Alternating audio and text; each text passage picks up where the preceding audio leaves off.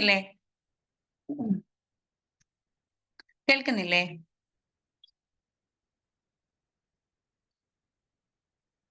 Any problem? കേൾക്കുന്നുണ്ടോ? കേൾക്കാം. Okay, നിങ്ങളുടെ ഫസ്റ്റ് ക്ലാസ് ആണോ ഇന്ന്? Chemistry first class. ഓക്കെ, നിങ്ങൾക്ക് ക്ലാസ് ഇപ്പൊ സ്റ്റാർട്ട് ചെയ്തിട്ട് കുറച്ച് ദിവസമായോ? എന്നാ നിങ്ങളുടെ ക്ലാസ് സ്റ്റാർട്ട് ചെയ്തത്?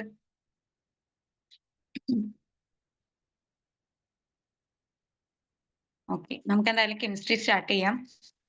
നിങ്ങൾക്ക് ഉള്ള നോട്ട് മിസ്സിനെ ഞാൻ അയച്ചു കൊടുത്തോളാം. മിസ് നിങ്ങൾക്ക് എന്തായാലും അത് അയച്ചു തരും കേട്ടോ. ഓക്കെ.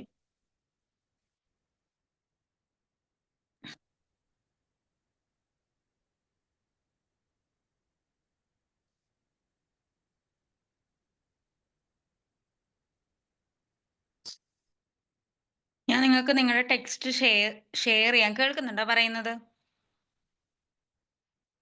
കേൾക്കാം. ഓക്കെ, നിങ്ങളുടെ ടെക്സ്റ്റ് നിങ്ങൾക്ക് ഷെയർ ചെയ്യാം. നിങ്ങളുടെ കയ്യിൽ PDF ഉണ്ടോ ടെക്സ്റ്റിന്റെ? ഗൈഡ് ഉണ്ട്. ഗൈഡ് ഉണ്ടല്ലേ? ഓക്കെ, അപ്പൊ ടെക്സ്റ്റ് ഷെയർ ചെയ്യുന്നത് കാണുന്നില്ലേ നിങ്ങള്? കാണാം കാണാം. ഓക്കെ, അപ്പൊ നമുക്ക് ഫസ്റ്റ് ചാപ്റ്റർ എടുക്കാം.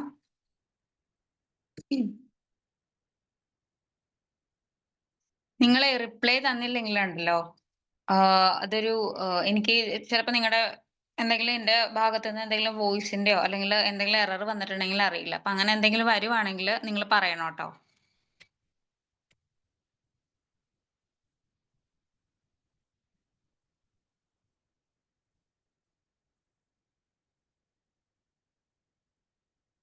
ഓക്കെ, ഫസ്റ്റ് ചാപ്റ്റർ ആണ് atoms, molecules and chemical arithmetic.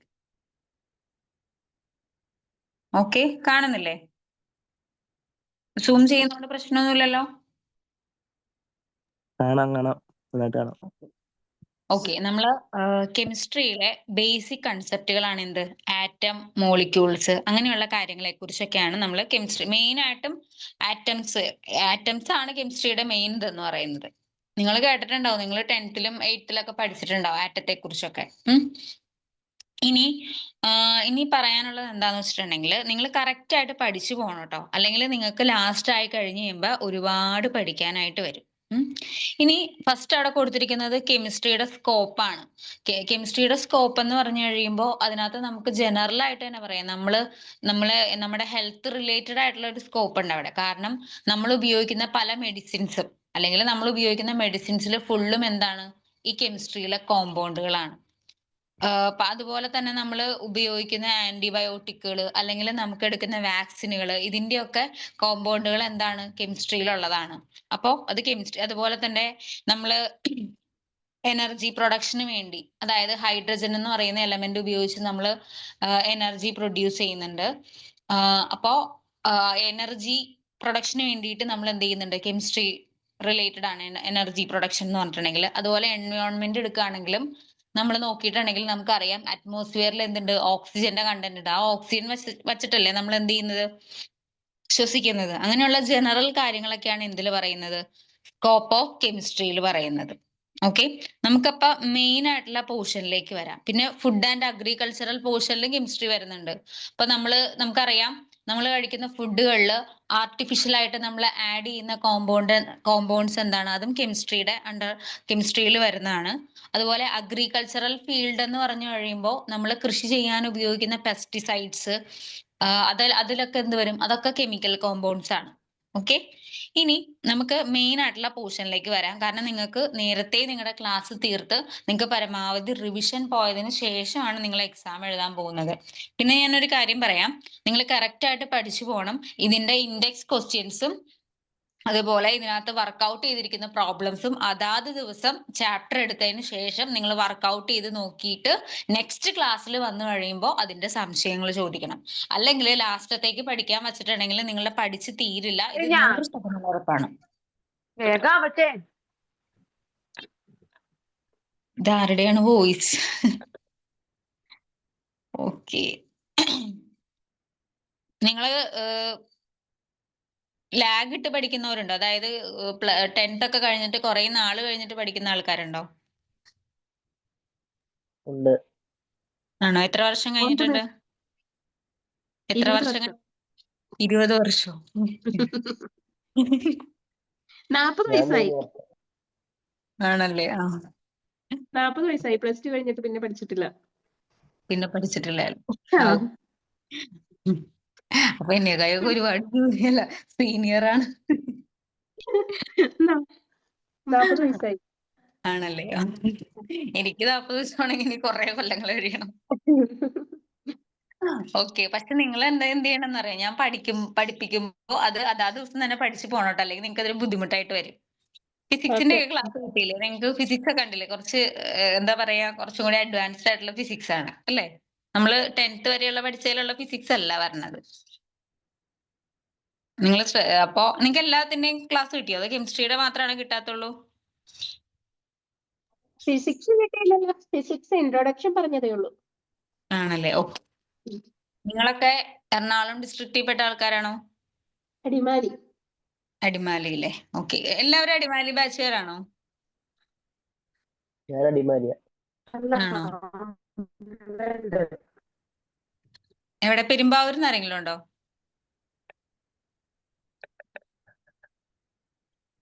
Okay. Okay. അപ്പൊ നമുക്ക് സ്റ്റാർട്ട് ചെയ്യാം. ഇതിനകത്ത് ഫസ്റ്റ് വരണത് ഞാൻ ഇമ്പോർട്ടന്റ് ആയിട്ടുള്ള പോർഷൻസ് ആട്ടോ നിങ്ങൾക്ക് പഠിപ്പിച്ചു പോകുന്നത്.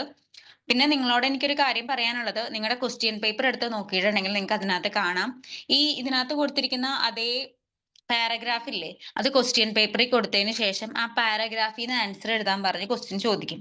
അപ്പൊ നിങ്ങൾ എന്ത് ചെയ്യണം എന്ന് വെച്ചിട്ടുണ്ടെങ്കിൽ, നിങ്ങൾ നന്നായിട്ട് ടെക്സ്റ്റ് വായിക്കണം, ഗൈഡ് വെച്ച് പഠിക്കണം കേട്ടോ. ഒരു ദിവസം ഒരു മണിക്കൂറെങ്കിലും കെമിസ്ട്രി പഠിച്ചാൽ മതി. 1 മണിക്കൂർ പഠിച്ചാൽ മതി. ഇപ്പൊ തുടങ്ങി. ഇനി ലോസ് ഓഫ് കെമിക്കൽ കോമ്പിനേഷൻ ആണ് നമുക്ക് ഫസ്റ്റ് പഠിക്കാനുള്ളത്. അതായത് അതിനകത്ത് കുറച്ച് ലോസ് വരുന്നുണ്ട്. അതിന്റെ സ്റ്റേറ്റ്മെന്റുകളാണ് നിങ്ങൾക്ക് പഠിക്കാനുള്ളത്. കണ്ടോ? First law of conservation of mass എന്ന് പറഞ്ഞു കൊടുത്തിരിക്കുന്നുണ്ടോ? Law of conservation of mass കണ്ടോ? Law of conservation of mass എന്ന് പറയുന്നത് എന്താ കൊടുത്തിരിക്കുന്നത്? In every chemical reaction the total mass of all the reactant is equal to the masses of all the product. ഈ ലോനെയാണ് എന്ത് പറയുന്നത്? Law of conservation of mass എന്ന് പറയുന്നത്. അതായത് നമ്മൾ ഏതൊരു കെമിക്കൽ റിയാക്ഷൻ കൺസിഡർ ചെയ്താലും നമുക്ക് അവിടെ എന്ത് കാണാൻ പറ്റും? റിയാക്ടന്റിന്റെ പ്രോഡക്റ്റിന്റെയും ടോട്ടൽ മാസുകൾ എന്തായിരിക്കും? ഈക്വൽ ആയിരിക്കും. ഇപ്പൊ നമ്മളൊരു കെമിക്കൽ റിയാക്ഷനിൽ റിയാക്ടന്റ് എന്ന് വെച്ചിട്ടുണ്ടെങ്കിൽ എന്താ, എന്തൊക്കെ തമ്മിൽ രണ്ട് റിയാക്ടന്റുകൾ തമ്മിൽ ചേർന്നിട്ടല്ലേ പ്രോഡക്റ്റ് ഉണ്ടാവുന്നത്. ഇപ്പൊ ഒരു എക്സാമ്പിൾ പറഞ്ഞിട്ടുണ്ടെങ്കിൽ, ഹൈഡ്രജനും ഓക്സിജനും കൂടി ചേർന്നിട്ട് എന്തുണ്ടായി? ഹൈഡ്രജനും ഓക്സിജനും കൂടി ചേർന്നിട്ട് എന്തുണ്ടായി? വാട്ടർ ഉണ്ടായിന്ന് കൂട്ടിക്കോ. വാട്ടർ ഉണ്ടായി, H2O ഉണ്ടായി. അപ്പോ ഈ ഇതിനെയാണ് നമ്മൾ എന്ത് പറയുന്നത്? എന്തൊക്കെ തമ്മിലാണോ കമ്പൈൻ ചെയ്യുന്നത് അതാണ് എന്ത്? റിയാക്ടന്റ് എന്ന് പറയുന്നത്. നമുക്ക് അവിടെ കിട്ടുന്ന ഫൈനൽ ആയിട്ട് കിട്ടുന്ന റിസൾട്ട് ആണ് അവിടെ എന്ത് വരുന്നത്? പ്രോഡക്റ്റ്. ഓക്കെ. അപ്പൊ റിയാക്ടന്റ് എന്താ, പ്രോഡക്റ്റ് എന്താന്ന് മനസ്സിലായല്ലോ. ഒരു കെമിക്കൽ റിയാക്ഷനില് ആരോ മാർക്കിന് ലെഫ്റ്റ് സൈഡിൽ കാണുന്നതാണ് എന്ത്? റിയാക്ടന്റ്. റൈറ്റ് സൈഡിൽ കാണുന്നതാണ് എന്ത്? പ്രോഡക്റ്റ്. ഓക്കെ, ക്ലിയർ ആയോ? റിയാക്ടന്റ് എന്താണ്, പ്രോഡക്റ്റ് എന്താന്നുള്ളത് നിങ്ങൾ എന്താ മറുപടി തരാത്ത? നിങ്ങൾ മറുപടി തന്നില്ലെങ്കിൽ ഉണ്ടല്ലോ നമുക്ക് ക്ലാസ് എടുക്കാനായിട്ട് ഒട്ടും ഇൻട്രസ്റ്റ് ഉണ്ടാവില്ല. ഇതിനു മുമ്പുള്ള കുട്ടികൾ ചോദിച്ചിട്ടുണ്ടെങ്കിൽ കറക്റ്റ് ആയിട്ട് മറുപടി പറയായിരുന്നു. നിങ്ങളും അതുപോലെ മറുപടി പറയണം. എന്നെ പേടിച്ചിട്ടാണെങ്കിൽ പേടിക്കേണ്ട കാര്യമില്ല, ഓൺലൈൻ ക്ലാസ് അല്ലേ. അപ്പോ നിങ്ങൾ ഇനി മറുപടി പറഞ്ഞു കഴിഞ്ഞാൽ എന്ത് വിചാരിക്കും, മറ്റുള്ളവർ എന്ത് വിചാരിക്കും, അങ്ങനെയൊന്നും നോക്കണ്ട. നിങ്ങൾ നന്നായിട്ട് ആക്റ്റീവായിട്ട് ഇരിക്കുക. ഇതിനു മുമ്പ് ഉണ്ടായിരുന്ന കുട്ടികളൊക്കെ നല്ല ആക്റ്റീവ് ആയിട്ടുള്ള കുട്ടികൾ ഉണ്ടായിരുന്നു. അവര് കറക്റ്റ് ആയിട്ട് പഠിച്ച് നമ്മളോട് സംശയം ചോദിക്കുകയും ഒക്കെ ചെയ്യുന്ന കുട്ടികളുണ്ടായിരുന്നു. അപ്പൊ നിങ്ങളും അതുപോലെ തന്നെ ആവാട്ടോ. പിന്നെ പഠിച്ചില്ലെങ്കിൽ നല്ല മാർക്ക് കുറവായിരിക്കും എക്സാമിന്, അത് ഞാൻ ഇപ്പോഴേ പറഞ്ഞേക്കാം. അപ്പോ ഒരു കെമിക്കൽ റിയാക്ഷന്റെ കേസിൽ അവിടുത്തെ റിയാക്ടന്റിന്റെ മാസും പ്രോഡക്റ്റിന്റെ മാസും നമ്മൾ കൺസിഡർ ചെയ്യുകയാണെങ്കിൽ അത് എന്തായിരിക്കും? ഈക്വൽ ആയിരിക്കും എന്നാണ് എന്ത് പറയുന്നത്? Law of conservation of mass എന്ന് പറയുന്നത്. Okay. In every chemical reaction, the total masses of all the reactant is equal to the total masses of all the product എന്ന്. അപ്പൊ അത് law of conservation of mass. അപ്പൊ എന്ത് ചെയ്യണം? അത് നിങ്ങൾ പഠിക്കണം. Law of conservation of mass പഠിക്കണം. ഇനി ഈ law of conservation of mass കൊണ്ടുവന്നത് ആരാണ്? അതിന്റെ സയന്റിസ്റ്റ് ഏതാണ്? ലാവോസിയർ ആണ്. കണ്ടോ? Lavoisier finally came to the conclusion that എന്ന് പറഞ്ഞല്ലേ കൊടുത്തിരിക്കുന്നത്. അപ്പോ ലാവോസിയർ ആണ് ഏത് കൊണ്ടുവന്നത്? ഏത് ലോ എഴുതിയത്? ഏത് ലോ കണ്ടുപിടിച്ചത്? Law of conservation of mass, അല്ലെങ്കിൽ ആ ഫൈനൽ റിസൾട്ടിലേക്ക് എത്തിയത്. ഓക്കെ, ഇനി അടുത്തത് ജോസഫ് പ്രോസ്റ്റിന്റെ ആണ്. ജോസഫ് പ്രോസ്റ്റ് കണ്ടോ? അടുത്തത് ജോസഫ് പ്രോസ്റ്റിന്റെ ആണ്. ആ ലോ എന്താണ്? ലോ ഓഫ് ഡെഫിനിറ്റ് പ്രപ്പോർഷൻ അല്ലെങ്കിൽ കോൺസ്റ്റന്റ് പ്രപ്പോർഷൻ. സെക്കൻഡ് ലോ ആണ് ഇനി പറയുന്നത്. സെക്കൻഡ് ലോ ആരുടെ ലോ ആണ്? ജോസഫ് പ്രോസ്റ്റിന്റെ ലോ ആണ്. ആ ലോയിൽ എന്ത് കാര്യങ്ങളാണ് പറയുന്നത്? In a given chemical compound the proportions by mass of the element that composed it are fixed independent of the origin of the compound or its mode of preparation. അതായത് നിങ്ങൾക്ക് ഇപ്പൊ ഇതൊന്നും മനസ്സിലായിട്ടുണ്ടാവില്ല, ഞാൻ പറഞ്ഞുതരാം. നമുക്ക് വാട്ടറിന് എന്തൊക്കെ സോഴ്സസ് ഉണ്ട്? വാട്ടറിന് എന്തൊക്കെ സോഴ്സസ് ഉണ്ട്? എവിടെ നിന്നൊക്കെ വെള്ളം കിട്ടും? എവിടെ നിന്ന് കിട്ടും വെള്ളമൊക്കെ? വെള്ളം നിങ്ങൾക്ക് കിട്ടുന്നത് നമുക്ക് കിണറിൽ നിന്ന് വെള്ളം കിട്ടും, ഇല്ലേ? നമ്മുടെ വീട്ടിൽ യൂസ് ചെയ്യുന്ന വെള്ളമുണ്ട്. പിന്നെ നമ്മൾ നോക്കിയിട്ടുണ്ടെങ്കിൽ പുഴയിൽ വെള്ളമുണ്ട്. പിന്നെ നമ്മൾ നോക്കുകയാണെങ്കിൽ കെമിസ്ട്രി ലാബുകളിൽ റിയാക്ഷന്റെ ബൈ പ്രൊഡക്റ്റ് ആയിട്ട് എന്ത് ഫോം ചെയ്യാം? വാട്ടർ ഫോം ചെയ്യാം. അങ്ങനെ പല രീതിയിൽ എന്ത് ചെയ്യാം? നമുക്ക് വാട്ടർ ഒരു ബൈ പ്രോഡക്റ്റ് ആയിട്ട് അല്ലെങ്കിൽ നമുക്ക് വാട്ടർ കാണാൻ പറ്റും. അപ്പോ നമ്മളിപ്പോ ഇതിനകത്ത് വാട്ടറിനകത്ത് ഹൈഡ്രജനും ഓക്സിജന്റെയും കോമ്പോസിഷൻ എന്താണ്? ഹൈഡ്രജൻ, എത്ര ഹൈഡ്രജൻ ഉണ്ട്? H2O എന്നുള്ളതാണ് എന്ത്? അതിന്റെ മോളിക്കുലാർ ഫോർമുല. H2O ആണ് എന്ത്? അതിന്റെ മോളിക്കുലാർ ഫോർമുല. അപ്പോ ഇപ്പൊ ഒരു എക്സാമ്പിൾ പറയുകയാണെങ്കിൽ ഇപ്പൊ ഹൈഡ്രജനും വാട്ടറും കൂടി കമ്പൈൻ ചെയ്തിരിക്കുന്ന റേഷ്യോ 2:1 ആണെന്ന് കൂട്ടിക്കോ. 2:1 ആണ് അതിന്റെ റേഷ്യോ. അപ്പോ നമുക്ക് ഏത് സോഴ്സിൽ നിന്ന് 2:1 അത് കമ്പൈൻ ചെയ്തിരിക്കുന്ന റേഷ്യോ, ഹൈഡ്രജന്റെയും ഓക്സിജന്റെയും കമ്പൈൻ ചെയ്തിരിക്കുന്ന റേഷ്യോ എത്രയാണ്? 2:1. അപ്പോ ഈ 2:1 എന്ന് പറഞ്ഞു കഴിയുമ്പോൾ അതെന്താന്ന് പറഞ്ഞത്? ഹൈഡ്രജനും ഓക്സിജനും കമ്പയർ ചെയ്തിരിക്കുന്ന റേഷ്യോ ആണെന്ന് കൂട്ടിക്കോ. ഒരു എക്സാമ്പിൾ ആട്ടെ പറയുന്നത്. ആ ലോ എന്താന്ന് നിങ്ങൾക്ക് മനസ്സിലാകാൻ വേണ്ടിയാണ്. അപ്പോ ഇപ്പൊ നമുക്ക് വാട്ടർ പല സോഴ്സസിൽ നിന്ന് അവൈലബിൾ ആണെന്ന് പറഞ്ഞു. നമുക്ക് നോർമൽ നമ്മുടെ ഗ്രൗണ്ട് വാട്ടർ ഉണ്ട്, അല്ലെങ്കിൽ നമുക്ക് ഇപ്പൊ ക്ലോറിൻ വാട്ടർ വരുന്ന അല്ലെ, നമ്മൾ അല്ലാതെ പൈപ്പ് വെള്ളം വരുന്നില്ലേ, അതും വാട്ടർ ആണ്. പിന്നെ നമുക്ക് കെമിക്കൽ റിയാക്ഷൻസ് വഴി ബൈ പ്രൊഡക്റ്റ് ആയിട്ട് അവിടെ വാട്ടർ കിട്ടും. അപ്പൊ വാട്ടർ എന്ന് പറയുന്ന ഒരു കോമ്പൗണ്ട് ഏത് സോഴ്സിൽ നിന്നോ എവിടെ നിന്നോ ആയിക്കോട്ടെ, പക്ഷെ അതിന്റെ കോമ്പോസിഷൻ എന്തായിരിക്കും? ഫിക്സഡ് ആയിരിക്കും. 2 ഹൈഡ്രജനും ഒരു ഓക്സിജനും അല്ലെങ്കിൽ 2:1 എന്ന് പറയുന്ന ഒരു ഫിക്സഡ് റേഷ്യോയിലായിരിക്കും ഒരു കോമ്പൗണ്ട് ഉള്ളത്. ഈ വാട്ടറിന്റെ പോലെ തന്നെ ആയിരിക്കും ഏതൊരു കെമിക്കൽ കോമ്പൗണ്ടും. ഇപ്പൊ നമുക്ക് കുളത്തിൽ നിന്ന് കിട്ടുന്ന വാട്ടറിൽ H3O എന്ന് പറയില്ല, അല്ലെങ്കിൽ അതിന്റെ കോമ്പോസിഷൻ 2:3 എന്ന് വരില്ല. അത് ഫിക്സ്ഡ് ആണ്. ഇപ്പൊ എവിടെ നിന്ന് കിട്ടിയാലും വാട്ടർ ഇപ്പൊ ഏത് റിസോഴ്സസിൽ നിന്ന് കിട്ടിയാലും അതിന്റെ കോമ്പോസിഷൻ എന്താണ്? ഫിക്സ്ഡ് ആണ്. അതുപോലെ തന്നെയാണ് ഏതൊരു കെമിക്കൽ എലമെന്റ് എടുത്താലും അത് എവിടെ നിന്നാണോ അതിന്റെ ഒറിജിൻ, അതൊന്നും അതിനെ ഡിപ്പെൻഡ് ചെയ്യുന്ന ഫാക്ടർ അല്ല. വാട്ടർ എന്ന് പറഞ്ഞിട്ടുണ്ടെങ്കിൽ എന്താണ്? അതിന്റെ മോളിക്കുലാർ ഫോർമുല H2O ആണ്. അല്ലെങ്കിൽ കാർബൺ ഡൈ ഓക്സൈഡ് എന്ന് പറഞ്ഞിട്ടുണ്ടെങ്കിൽ അതിന്റെ മോളിക്കുലാർ ഫോർമുല എന്താണ്? CO2 ആണ്. അപ്പോ അത് കമ്പൈൻ ചെയ്തിരിക്കുന്ന റേഷ്യോയും എന്തായിരിക്കും? ഫിക്സ്ഡ് ആയിരിക്കും. അതാണ് ലോ ഓഫ് ഡെഫിനിറ്റ് പ്രപ്പോർഷൻ അല്ലെങ്കിൽ കോൺസ്റ്റന്റ് പ്രപ്പോർഷനിൽ പറയുന്നത്. In a given compound the proportions by mass of the element that compose it are fixed independent of the origin of the compound or its mode of preparation. എന്ത് ഒറിജിനിൽ നിന്നായാലും ഏത് രീതിയിൽ prepare ചെയ്താലും അതിന്റെ ആ കോമ്പൗണ്ട് ഫോം ചെയ്തിരിക്കുന്ന എലമെന്റുകളുടെ mass എന്ന് പറയുന്ന ഒരു ഫിക്സഡ് റേഷ്യോയിലായിരിക്കും. അത് എങ്ങനെയാണെങ്കിൽ ആ റേഷ്യോക്ക് ഇപ്പൊ നമുക്ക് കെമിസ്ട്രി ലാബിൽ പ്രിപ്പയർ ചെയ്യാം, അല്ലെങ്കിൽ നമുക്ക് നാച്ചുറൽ ആയിട്ടുള്ള റിസോഴ്സസിൽ നിന്ന് ഒരു കോമ്പൗണ്ട് കിട്ടും. എങ്ങനെ കിട്ടിയാലും ആ കോമ്പൗണ്ടിന്റെ കേസിൽ അതിന്റെ മാസുകളുടെ റേഷ്യോ എന്ന് പറയുന്നത് എന്തായിരിക്കും? അത് ഫിക്സ്ഡ് ആയിരിക്കും. ക്ലിയർ ആയോ? ലോ ഓഫ് ഡെഫിനിറ്റ് പ്രപ്പോർഷൻ അല്ലെങ്കിൽ കോൺസ്റ്റന്റ് പ്രപ്പോർഷൻ ക്ലിയർ ആയോ? മിസ്സേ, ഇത് ഗൈഡ് തമ്മിൽ വ്യത്യാസമുണ്ടോ? ഇത് നിങ്ങളുടെ ടെക്സ്റ്റ് ആണ് NAOSന്റെ. എന്റെ ഇരിക്കുന്ന ഗൈഡ് ആണല്ലോ, അത് നോക്കി പഠിച്ചാൽ മതിയോ? അത് നോക്കി പഠിച്ചാൽ മതി. ഞാൻ പറയുന്ന പോർഷൻസ് നിങ്ങളുടെ ഗൈഡിനകത്ത് അതിനകത്ത് ഇൻഡെക്സ് ക്വസ്റ്റ്യൻസിന്റെ ആൻസർ ഒക്കെ ഉണ്ടാവും. നിങ്ങൾ എന്ത് ചെയ്യണമെന്ന് അറിയോ? നിങ്ങൾ ഗൈഡിലുള്ള പോർഷൻസ്, ഇപ്പൊ ഞാൻ പറയുന്ന പോർഷൻസ് നിങ്ങളുടെ ഗൈഡിൽ ഉണ്ടാവൂലോ, ഇല്ലേ? കാണുന്നില്ലല്ലോ. കാണുന്നില്ലേ? അതിനകത്ത് ഉണ്ടാവാതിരിക്കൊന്നുമില്ല. മറിച്ച് നോക്കിക്കേ, ഫസ്റ്റ് ചാപ്റ്റർ ആണിത്, atoms, molecules and chemical arithmetic. Law concentration ഒക്കെ ഉണ്ട്, ബാക്കി കാണുന്നില്ല. നോക്കിക്കോളാം. നോക്കി ഗൈഡ് കണ്ടുപിടിച്ചോട്ടെ. പഠിപ്പിക്കുകയല്ലേ? ഗൈഡ് വെച്ച് ക്ലാസ് എടുക്കുകയല്ലേ?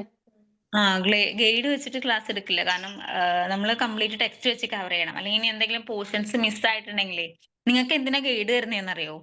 ഞങ്ങൾ ടീച്ചേഴ്സ് പഠിപ്പിച്ചു കഴിയുമ്പോൾ ആ പഠിപ്പിച്ച പോർഷൻ ഗൈഡിൽ അടയാളപ്പെടുത്തി വെക്കാനും, ഇല്ലാത്ത പോർഷൻ നിങ്ങൾ എന്ത് ചെയ്യണം, എക്സ്ട്രാ എഴുതി എടുത്ത് പഠിക്കാനുമാണ് നിങ്ങൾക്ക് ഇത് തരുന്നത്. ക്ലിയർ ആയോ? ചിലപ്പോ ഗൈഡിൽ ചില പോർഷൻസ് സ്കിപ്പ് ചെയ്ത് പോയിട്ടുണ്ടാവും. എന്നാലും ഗൈഡ് പഠിച്ചാലും നിങ്ങൾക്ക് 90% മാർക്ക് കിട്ടും.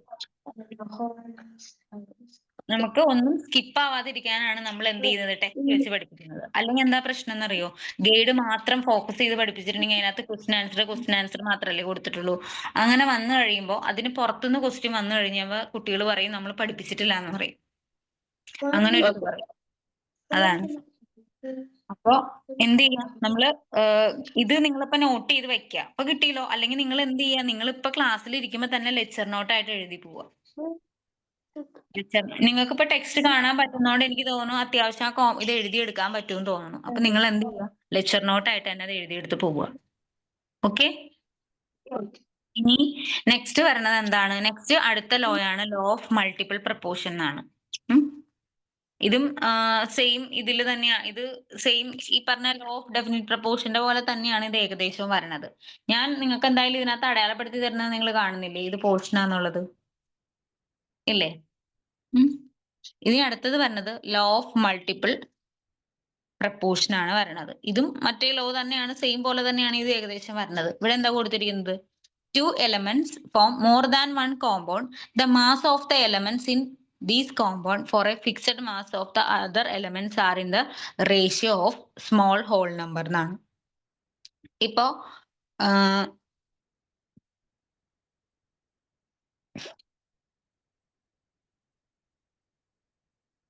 അതായത് ഇതിനകത്ത് പറയുന്നത് എന്താണെന്ന് അറിയാം. ഇപ്പൊ ഒരേ എലമെന്റ് വെച്ച് തന്നെ ഡിഫറെന്റ് കോമ്പൗണ്ടുകൾ ഫോം ചെയ്യാം. അതിന് എക്സാമ്പിൾ ആണ്. അതിന് എക്സാമ്പിൾ ആയിട്ട് നമ്മൾ പറയുകയാണെങ്കിൽ നമുക്ക് കാർബൺ മോണോക്സൈഡ് കൊടുക്കാം, കാർബൺ ഡൈ ഓക്സൈഡ് കൊടുക്കാം, അല്ലെ? ഇതിനകത്ത് നോക്കി, രണ്ടിലും എലമെന്റ് ഏതാണ്? കാർബണും ഓക്സിജനും ആണ് കൊടുത്തിരിക്കുന്ന എലമെന്റ്. ഒരു കോമ്പൗണ്ടുകൾ ഒരേ എലമെന്റ് വെച്ചിട്ട് തന്നെ എന്ത് ചെയ്യാം, നമുക്ക് പല കോമ്പൗണ്ടുകൾ പ്രിപ്പയർ ചെയ്യാം, അല്ലെ? നമ്മളിപ്പോ ഒരു എക്സാമ്പിൾ വെച്ചിട്ടുണ്ടെങ്കിൽ പറഞ്ഞിട്ടുണ്ടെങ്കിൽ നമ്മൾ ചിക്കൻ വെച്ച് തന്നെ പല വെറൈറ്റി ഡിഷസ് ഉണ്ടാക്കൂലേ? പക്ഷെ അതിനകത്ത് അതിന്റെ കോമ്പോസിഷനും അതിനകത്ത് ആഡ് ചെയ്യുന്ന സബ്സ്റ്റൻസിനൊക്കെ അല്ലേ മാറ്റമുള്ളൂ, അല്ലെ? എന്ന് പറഞ്ഞ പോലെ ഒരേ എലമെന്റുകൾ വെച്ചിട്ട് തന്നെ നമുക്ക് എന്ത് ചെയ്യാം, പല കോമ്പൗണ്ടുകൾ ഉണ്ടാക്കാം. ഇനി ഈ കോമ്പൗണ്ടുകളുടെ ഇപ്പൊ നോക്കിക്കേ, കാർബൺ മോണോക്സൈഡിലുള്ള ഓക്സിജന്റെ നമ്പറും കാർബൺ ഡൈ ഓക്സൈഡിലുള്ള ഓക്സിജന്റെ നമ്പറിനും വ്യത്യാസമില്ലേ? ഇല്ലേ? കാർബൺ മോണോക്സൈഡിനുള്ളതിനേക്കാളും 2 ഇരട്ടി ഓക്സിജൻ ആണ് എന്തിലുള്ളത്? കാർബൺ ഡൈ ഓക്സൈഡിലുള്ളത്, അല്ലെ? കാർബൺ മോണോക്സൈഡിനേക്കാളും എത്രയാ? 2 ഇരട്ടി ഓക്സിജൻ, അതായത് ട്വൈസ് ഓക്സിജൻ ആണ് എന്തിൽ കാണപ്പെടുന്നത്, അല്ലെങ്കിൽ മാസ് കാണപ്പെടുന്നത്? കാർബൺ ഡൈ ഓക്സൈഡിൽ. അതായത് ഇപ്പൊ ഇതിനകത്ത് ഓക്സിജന്റെ മാസ് 16 ആണ്. ഒരു ഓക്സിജന്റെ മാസ് 16 ആണ്. അതിനേക്കാളും അപ്പൊ നമ്മൾ ഇത് കാർബൺ ഡൈ ഓക്സൈഡ് വന്നു കഴിഞ്ഞപ്പോ അതിനകത്ത് 2 ഓക്സിജൻ ഉണ്ട്, അതിന്റെ മാസ് എത്രയാണ്? 32. അതായത് 2 × 16 ചെയ്ത് കഴിയുമ്പോഴല്ലേ നമുക്ക് ഇവിടെ എന്ത് കിട്ടുന്നത്? 32 കിട്ടുന്നത്, 32 കിട്ടുന്നത്. നിങ്ങൾ ഒന്നുകൂടി ശ്രദ്ധിക്കുക.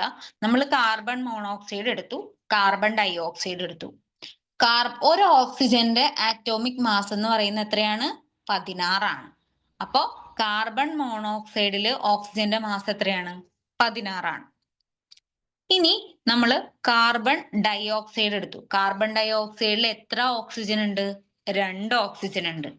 ഒരു ഓക്സിജന് 16 ആണെങ്കിൽ 2 ഓക്സിജൻ എത്രയായി? 16 + 16, അപ്പൊ എത്രയായി? 32 ആയി. അപ്പൊ ആദ്യത്തേതിനേക്കാളും ഇരട്ടി മാസ് അല്ലേ രണ്ടാമത്തതിൽ വന്നത്, അല്ലേ? ക്ലിയർ ആവണില്ലേ പറഞ്ഞിട്ട്? ക്ലിയർ ആണ്. ഓക്കെ. മനസ്സിലായില്ലെങ്കിൽ നിങ്ങൾ പറയണം, മിസ്സേ ഒന്നുകൂടി റിപ്പീറ്റ് ചെയ്യണം, ഞങ്ങൾക്ക് മനസ്സിലായില്ല എന്ന് നിങ്ങൾ പറയണം. ഓക്കെ. അപ്പോ ആദ്യത്തേതിനേക്കാളും ഇരട്ടിയാണ് എന്തിൽ വന്നത്? മാസ് എന്തിൽ വന്നത്? രണ്ടാമത്തെ കേസിൽ വന്നത്. ഓക്കെ. അപ്പോ ആദ്യത്തെ ഇതിനേക്കായും എന്ത് ചെയ്തു, രണ്ടാമത്തേൽ എന്ത് ചെയ്തു, മാസ് ഇരട്ടിയാണ് വന്നത്. അപ്പോ ഇവിടെ പറയുന്ന രണ്ട് എലമെന്റ്സുകൾ തമ്മിൽ കമ്പൈൻ ചെയ്തിട്ട് ഒന്നിലധികം കോമ്പൗണ്ടുകൾ ഫോം ചെയ്യാം. ഇങ്ങനെ ഫോം ചെയ്യുന്ന കോമ്പൗണ്ടുകളുടെ മാസസ് എന്തായിരിക്കും, ഒരു ഫിക്സഡ് മാസ് ആയിരിക്കും. അതാണ് അവിടെ പറഞ്ഞിരിക്കുന്നത്. ആ മാസുകൾ തമ്മിൽ ഇപ്പൊ ആദ്യത്തെ കേസിൽ ഒന്നാണെങ്കിൽ ഓക്സിജന്റെയും ഹൈഡ്രജന്റെയും മാസ് ഒന്നാണ്. രണ്ടാമത്തെ കേസിൽ എന്താ വന്നത്, രണ്ടിരട്ടിയായി. അതായത് 1:2 എന്നുള്ള റേഷ്യോ. ആദ്യം 16, പിന്നെ എന്തായി 32. നമ്മളത് ഈ മാസുകളുടെ റേഷ്യോ എടുക്കാണ്. അപ്പോ മാസുകളുടെ റേഷ്യോ എടുക്കാണ്. നമ്മൾ ഹൈഡ്രജന്റെയും ഓക്സിജന്റെയും കാർബൺ മോണോക്സൈഡ് എന്ന് പറഞ്ഞു കഴിയും, കാർബൺ ഡൈ ഓക്സൈഡ് എന്ന് പറഞ്ഞു കഴിയുമ്പോൾ 32 ഹൈഡ്രജൻ, കാർബൺ മോണോക്സൈഡ് എന്ന് പറയുമ്പോൾ 16. അപ്പൊ നമ്മൾ ഇതേ അതിന്റെ റേഷ്യോ എടുക്കുകയാണെങ്കിൽ 16:32 എന്ന് പറഞ്ഞു കഴിയുമ്പോൾ അത് ക്യാൻസൽ ചെയ്ത് 1:2 ആയി. കണ്ടോ, 16:32 എന്ന് പറഞ്ഞു കഴിയുമ്പോൾ അത് എന്തായി, 1:2 ആയി. അപ്പൊ ഇവിടെ പറയുന്നത് എന്താണ്, ഇവിടെ ലോയിൽ എന്താണ് പറയുന്നത്, ഇവിടെ അപ്പൊ നമുക്ക് ഓക്സിജന്റെ റേഷ്യോ എന്ത് കിട്ടി, 16:32, അതായത് 1:2. അതായത് ഇവിടെ പറയുന്നത് രണ്ട് എലമെന്റ്സ് എന്ത് ചെയ്യാം, രണ്ട് എലമെന്റ്സ് കമ്പൈൻ ചെയ്തുകൊണ്ട് ഒന്നിലധികം എന്ത് ചെയ്യാം, ഒന്നിലധികം എലമെന്റുകൾ ഫോം ചെയ്യാം. ഈ എലമെന്റുകൾ ഒന്നിലധികം കോമ്പൗണ്ട് ഫോം ചെയ്യാം. ഈ കോമ്പൗണ്ടുകളുടെ മാസസ് അല്ലെ, ഇതിനകത്തുള്ള എലമെന്റുകളുടെ മാസ് എന്ന് പറയുന്നത് എന്തായിരിക്കും, ഒരു ഫിക്സഡ് ഹോൾ നമ്പർ റേഷ്യോ ആയിരിക്കും. ഇപ്പൊ നമുക്ക് ഇവിടെ എന്ത് കിട്ടി, 1:2 എന്ന് കിട്ടിയ പോലെ, അല്ലെങ്കിൽ ചിലപ്പോൾ 2:3 ആകാം, അല്ലെങ്കിൽ 3:4 ആകാം, അല്ലെങ്കിൽ 4:6 ആകാം. അങ്ങനെ ഒരു എന്താണ്, ഒരു ഫിക്സഡ് ഹോൾ നമ്പർ റേഷ്യോയിലായിരിക്കും ഈ എലമെന്റുകളുടെ മാസ് എന്ന് പറയുന്നത്. അപ്പോ ക്ലിയർ ആയോ? ലോ ഓഫ് ഡെഫിനിറ്റ് പ്രപ്പോർഷൻ കൊടുത്തിരിക്കുന്നുണ്ട്, അതിന്റെ സ്റ്റേറ്റ്മെന്റ് മാത്രം നിങ്ങൾ പഠിച്ചാൽ മതി കേട്ടോ. ലോ ഓഫ് ഡെഫിനിറ്റ് പ്രപ്പോർഷൻ അല്ലെങ്കിൽ law of multiple proportion. Definite proportion അല്ല, multiple proportion. Law of multiple proportion എന്ന് പറഞ്ഞു കഴിയുമ്പോൾ രണ്ട് എലമെന്റ്സ് തമ്മിൽ കമ്പൈൻ ചെയ്ത് ഒന്നിലധികം കോമ്പൗണ്ടുകൾ ഫോം ചെയ്യാം. ഇതിനകത്തെ ഒരു എലമെന്റിന്റെ മാസ് എന്ന് പറയുന്നത് മറ്റ് എലമെന്റുമായിട്ട് കമ്പയർ ചെയ്ത് കഴിയുമ്പോൾ അത് ഏത് റേഷ്യോയിലായിരിക്കും, ഒരു ഫിക്സഡ് ഹോൾ നമ്പർ റേഷ്യോയിലായിരിക്കും. Okay, clear? ഇനി നിങ്ങൾക്ക് അടുത്തത് ഡാൾട്ടൺസ് ആറ്റോമിക് തിയറിയാണ്. ഓക്കെ, ഡാൾട്ടൺ ആറ്റോമിക് തിയറിയിൽ കുറച്ച് പോസ്റ്റ്ലേറ്റ്സ് ഉണ്ട്. അതാണ് അതിനകത്ത് ഇമ്പോർട്ടന്റ് ആയിട്ടുള്ള കാര്യം. ഡാൾട്ടന്റെ കുറച്ച് പോസ്റ്റ്ലേറ്റ്സുകളാണ് അവിടെ ഉള്ളത്. ഫസ്റ്റ് എന്താണ്, അതായത് ഡാൾട്ടൺ ആറ്റോമിക് തിയറിയിൽ ആറ്റത്തെ കുറിച്ചും അല്ലെങ്കിൽ കെമിസ്ട്രിയിൽ ഉള്ള ഇൻവോൾവ് ആയിട്ടുള്ള കുറച്ച് കാര്യങ്ങളെ കുറിച്ചൊക്കെയാണ് എന്ത് പറയുന്നത്, ഡാൾട്ടന്റെ ആറ്റോമിക് തിയറിയിൽ പറയുന്നത്. ഓക്കെ, 5 പോയിന്റുകൾ നിങ്ങൾക്ക് എന്ത് ചെയ്യാനുണ്ട്, പഠിക്കാനുണ്ട്. ഫസ്റ്റ് പോയിന്റ് എന്ന് പറയുന്നത് എന്താണ്, ഒന്നാമത്തെ പോയിന്റ് എന്താണ്, matter consist of indivisible atom. അതെന്താണ് ഉദ്ദേശിക്കുന്നത്, ഇപ്പൊ നമ്മള് മാറ്റർ എന്ന് വെച്ചിട്ടുണ്ടെങ്കിൽ നമ്മൾ പദാർത്ഥം എന്ന് പറയും മലയാളത്തിൽ. ഓക്കെ, മാറ്റർ എന്ന് വെച്ചാൽ പദാർത്ഥം എന്നാണ് പറയുന്നത്. ഏതൊരു പദാർത്ഥം എടുത്താലും അല്ലെങ്കിൽ ഏതൊരു മാറ്റർ എടുത്താലും അത് എന്തുകൊണ്ടാണ് നിർമ്മിച്ചിരിക്കുന്നത്, അത് ആറ്റം കൊണ്ടാണ് നിർമ്മിച്ചിരിക്കുന്നത്. അതായത് ഇൻഡിവിസിബിൾ എന്ന് ഉദ്ദേശിക്കുന്നത് ആറ്റത്തെ എന്ത് ചെയ്യാൻ പറ്റില്ല, പിന്നെ ഡിവൈഡ് ചെയ്യാൻ പറ്റില്ല. അതാണ് നമ്മളിപ്പോ ഒരു വലിയൊരു പേപ്പർ കഷ്ണം എടുത്തു, നമ്മൾ എന്ത് ചെയ്തു, അതിനെ ഫസ്റ്റ് ഒന്ന് ചെറുതായിട്ട് കട്ട് ചെയ്തു, പിന്നെ വീണ്ടും അതിനെ ചെറുതാക്കി കട്ട് ചെയ്ത് വന്നു കഴിയുമ്പോൾ അവസാനം നമുക്കൊരു പോർഷൻ കിട്ടും. അതായത് ഇനി അതിനെ കട്ട് ചെയ്യാൻ പറ്റില്ലാത്ത രീതിയിൽ ഒരു ചെറിയ കഷ്ണം പേപ്പർ നമുക്ക് കിട്ടും, ഇല്ലേ? എന്ന് പറഞ്ഞ പോലെ നമ്മൾ ഏതൊരു പദാർത്ഥം എടുത്ത് അതിനെക്കുറിച്ച് സ്റ്റഡി നടത്തി ചെന്ന് കഴിയുമ്പോൾ അതിന്റെ ഏറ്റവും ബേസിക് ആയിട്ടുള്ളത് എന്താണ്, ആറ്റം ആണ്. അതായത് പിന്നെ അതിന് എന്ത് ചെയ്യാൻ പറ്റില്ല, ഡിവൈഡ് ചെയ്യാൻ പറ്റില്ല. അങ്ങനെ ഒരു മാറ്റർ എന്തുകൊണ്ടാണ് നിർമ്മിച്ചിരിക്കുന്നത്, അല്ലെങ്കിൽ മാറ്ററിൽ എന്തുണ്ട്, ഇൻഡിവിസിബിൾ ആയിട്ടുള്ള ആറ്റം. ഇൻവിസിബിൾ അല്ല കേട്ടോ, ഇൻഡിവിസിബിൾ ആണ്, അത് നിങ്ങൾ ശ്രദ്ധിക്കണം. പിന്നെയും ഡിവൈഡ് ചെയ്യാൻ പറ്റാത്ത ആറ്റം എന്തിലുണ്ട്, മാറ്ററിലുണ്ട്. Matter consist of indivisible atom. ഇനി all the atoms of a given elements are identical in mass and in all other properties. അതായത് ഇപ്പൊ ഹൈഡ്രജൻ എന്ന് പറയുന്ന എലമെന്റ് നമ്മൾ എടുക്കുകയാണ്. ഹൈഡ്രജൻ ആറ്റം എടുത്തിട്ടുണ്ടെങ്കിൽ ഈ ഹൈഡ്രജൻ എന്തിലൊക്കെ ഉണ്ട്? സൾഫ്യൂറിക് ആസിഡിൽ ഹൈഡ്രജൻ ഉണ്ട്, വാട്ടറിൽ ഹൈഡ്രജൻ ഉണ്ട്, അതുപോലെ തന്നെ ഹൈഡ്രജൻ പെറോക്സൈഡിൽ എന്തുണ്ട്? ഹൈഡ്രജൻ ഉണ്ട്. ഇത് പല കോമ്പൗണ്ട് ആണെങ്കിലും ഇതിനകത്ത് എന്തിന്റെ പ്രസൻസ് ആണുള്ളത്? ഹൈഡ്രജന്റെ പ്രസൻസ് ഉണ്ട് അല്ലെ?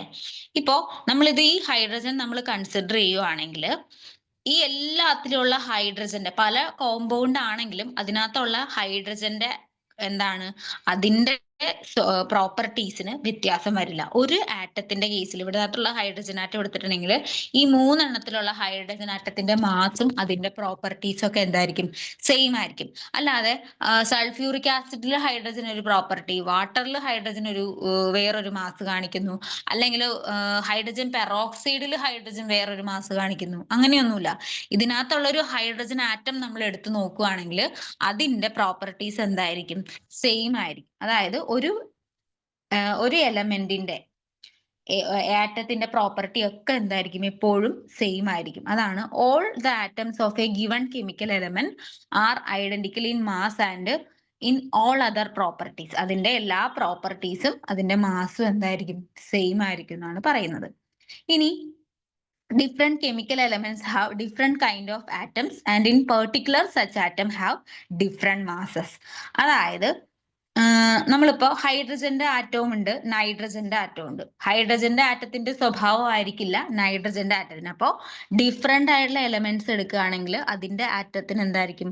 ഡിഫറെന്റ് ക്യാരക്ടറിസ്റ്റിക്സ് ആയിരിക്കും, അല്ലെങ്കിൽ ഡിഫറെന്റ് പ്രോപ്പർട്ടീസ് ആയിരിക്കും. നൈട്രജന് ഒരു പ്രോപ്പർട്ടി ആയിരിക്കും, ഹൈഡ്രജന് വേറൊരു പ്രോപ്പർട്ടി ആയിരിക്കും. ഇനി നമ്മൾ കാർബൺ എടുക്കുകയാണെങ്കിൽ കാർബണും എന്തായിരിക്കും? വേറൊരു പ്രോപ്പർട്ടി ആയിരിക്കും. അപ്പോൾ ഡിഫറെന്റ് എലമെന്റ്സിന്റെ പ്രോപ്പർട്ടീസ് എന്താ അല്ലെ, ഡിഫറെന്റ് ആറ്റത്തിന്റെ പ്രോപ്പർട്ടി എന്തായിരിക്കും? ഡിഫറെന്റ് ആയിരിക്കും എന്നാണ് പറയുന്നത്. ഇനി atoms are indestructible and retain their identity in chemical reaction. ആറ്റത്തിനെ നമുക്ക് എന്ത് ചെയ്യാൻ പറ്റില്ല? നശിപ്പിക്കാനോ അതിന്റെ ഐഡന്റിറ്റി കെമിക്കൽ റിയാക്ഷനിൽ റീറ്റെയിൻ ചെയ്തെടുക്കാനോ പറ്റില്ല. എന്നല്ല, പറ്റും എന്നാണ് പറയുന്നത്. ആറ്റംസ് ആർ ഇൻഡിസ്ട്രക്റ്റബിൾ, അതായത് അതിനെ എന്ത് ചെയ്യാൻ പറ്റില്ല? നമുക്ക് ഡിസ്ട്രക്ട് ചെയ്ത് കളയാൻ പറ്റില്ല. അത് എന്ത് ചെയ്യും? കെമിക്കൽ റിയാക്ഷനിൽ അതിന്റെ ഐഡന്റിറ്റി എന്ത് ചെയ്യും? റീറ്റെയിൻ ചെയ്ത് നിലനിർത്തും. Okay, atoms are indestructible and retain their identity in chemical reaction. ഓരോ എലമെന്റ്സ് എടുത്താലും അല്ലെങ്കിൽ ഓരോ ആറ്റംസ് എടുത്താലും അതിന്റെ പ്രോപ്പർട്ടീസ് ഒക്കെ എന്തായിരിക്കും? ഓരോ കെമിക്കൽ റിയാക്ഷനിലും അത് എന്ത് ചെയ്യും? അതിന്റെ പ്രോപ്പർട്ടീസ് റീറ്റെയിൻ ചെയ്ത് നിലനിർത്തും എന്നാണ് പറയുന്നത്. Atoms are indestructible and retain their identity in chemical reaction. Chemical reaction നടക്കുന്നത് എങ്ങനെയാണ്? ആറ്റംസ് തമ്മിൽ കമ്പൈൻ ചെയ്തുകൊണ്ടല്ലേ കെമിക്കൽ റിയാക്ഷൻ നടക്കുന്നത്. അപ്പൊ ഈ കെമിക്കൽ റിയാക്ഷൻ നടന്നു കഴിയുമ്പോൾ ആറ്റം എന്ത് ചെയ്യും? അതിന്റെ ഐഡന്റിറ്റി എന്ത് ചെയ്യും? റീറ്റെയിൻ ചെയ്ത് നിർത്തും. അതുപോലെ തന്നെ ആറ്റത്തിന് നമുക്ക് എന്ത് ചെയ്യാൻ പറ്റില്ല? ഡിസ്ട്രക്ട് ചെയ്ത് നശിപ്പിക്കാൻ പറ്റില്ല, ഡിസ്ട്രക്ട് ചെയ്യാൻ പറ്റില്ല. ഓക്കെ, പിന്നെ നമ്മൾ നേരത്തെ പറഞ്ഞ ലോ ഓഫ് മൾട്ടിപ്പിൾ പ്രപ്പോർഷൻ തന്നെയാണ് ഇവിടെ വരുന്നത്. Formation of a compound from its element occur through the combination of atoms of unlike elements in whole number ratio. അതായത് ആറ്റംസ് കമ്പൈൻ ചെയ്യുന്നത് ഒരു ഹോൾ നമ്പർ റേഷ്യോയിലായിരിക്കും എന്നാണ് നമ്മൾ നേരത്തെ പറയുന്നത്. ഓക്കെ,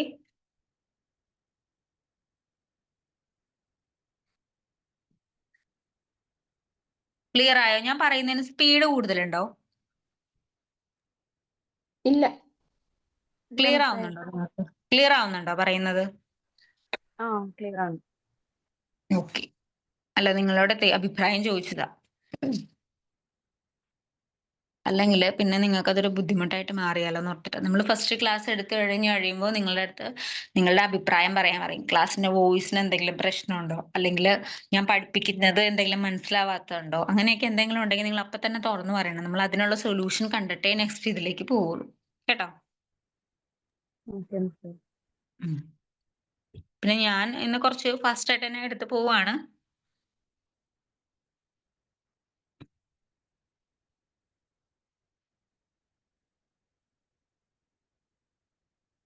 ഇനി ആറ്റം എന്താണ്, മോളിക്യൂൾസ് എന്താന്നൊക്കെയാണ് കൊടുത്തിരിക്കുന്നത്. മോളിക്യൂൾ ആറ്റം എന്താണെന്ന് അറിയാലോ. ബേസിക് ആയിട്ടുള്ള ഏതൊരു എന്താ പറയാ എലമെന്റ് എടുത്താലും അതിന്റെ ബേസിക് ആയിട്ടുള്ള ഒരു ഇതാണ് എന്ത് കോൺസ്റ്റിറ്റ്യൂവന്റ് ആണ് എന്ത് ആറ്റം എന്ന് പറയുന്നത്. അതിനെ നമുക്ക് എന്ത് ചെയ്യാൻ പറ്റില്ല, ഇൻഡിവിസിബിൾ ആണ്. അതിനെ പിന്നെ എന്ത് ചെയ്യാൻ പറ്റില്ല, ഡിവൈഡ് ചെയ്യാൻ പറ്റില്ല.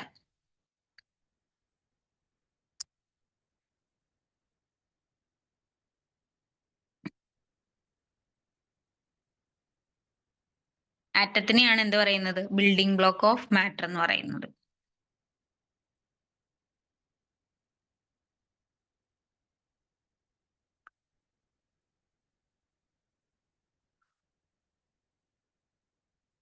ഇനി molecules. A molecule is A aggregate of at least two atoms in a definite arrangement held together by a chemical forces. അതായത് മോളിക്യൂൾ ഫോം ചെയ്യുന്നത് എങ്ങനെയാണ്, രണ്ട് ആറ്റങ്ങൾ തമ്മിൽ അറ്റ്ലീസ്റ്റ് എത്ര ആറ്റെങ്കിലും വേണം, രണ്ട് ആറ്റമെങ്കിലും വേണം. രണ്ട് ആറ്റങ്ങൾ തമ്മിൽ കൂടിച്ചേർന്നു. അതായത് എങ്ങനെയാണ് കൂടിച്ചേരുന്നത്, കെമിക്കൽ ഫോഴ്സസ് വഴി അല്ലെങ്കിൽ കെമിക്കൽ ബോണ്ട് വഴി രണ്ട് ആറ്റങ്ങൾ കൂടിച്ചേർന്നിട്ടാണ് എന്ത് ഫോം ചെയ്യുന്നത്, മോളിക്യൂൾസ് ഫോം ചെയ്യുന്നത്. ഓക്കെ, കെമിക്കൽ ബോണ്ട് വഴി രണ്ട് കെമിക്കൽ ഫോഴ്സസ് വഴി രണ്ട് ആറ്റംസ് കൂടി ചേർന്നിട്ടാണ് എന്ത് ഫോം ചെയ്യുന്നത്, മോളിക്യൂൾസ് ഫോം ചെയ്യുന്നത്. കണ്ടോ, മോളിക്യൂൾസ് എന്താന്ന് കൊടുത്തിരിക്കുന്നത്.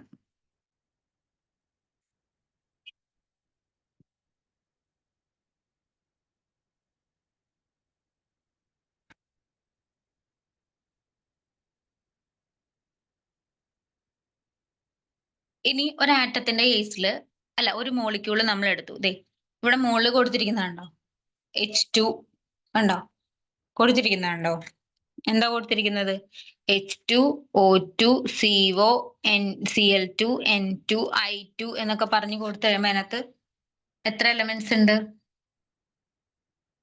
എത്ര എലമെന്റ്സ് ഉണ്ട് അതിനകത്ത്,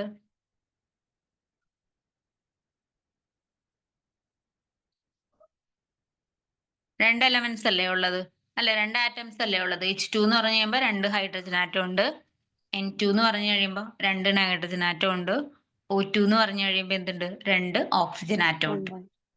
ഓക്കെ, അപ്പോ രണ്ട് ആറ്റംസ് തമ്മിൽ ചേർന്നിട്ടുള്ള മോളിക്യൂൾസിനെയാണ് നമ്മൾ എന്ത് പറയുന്നത്, ഡൈ ആറ്റോമിക് മോളിക്യൂൾ എന്ന് പറയുന്നത്. രണ്ട് ആറ്റങ്ങൾ തമ്മിൽ ചേർന്നിട്ടുള്ള മോളിക്യൂളിന് എന്ത് പറയും, ഡൈ ആറ്റോമിക് മോളിക്യൂൾ എന്ന് പറയും.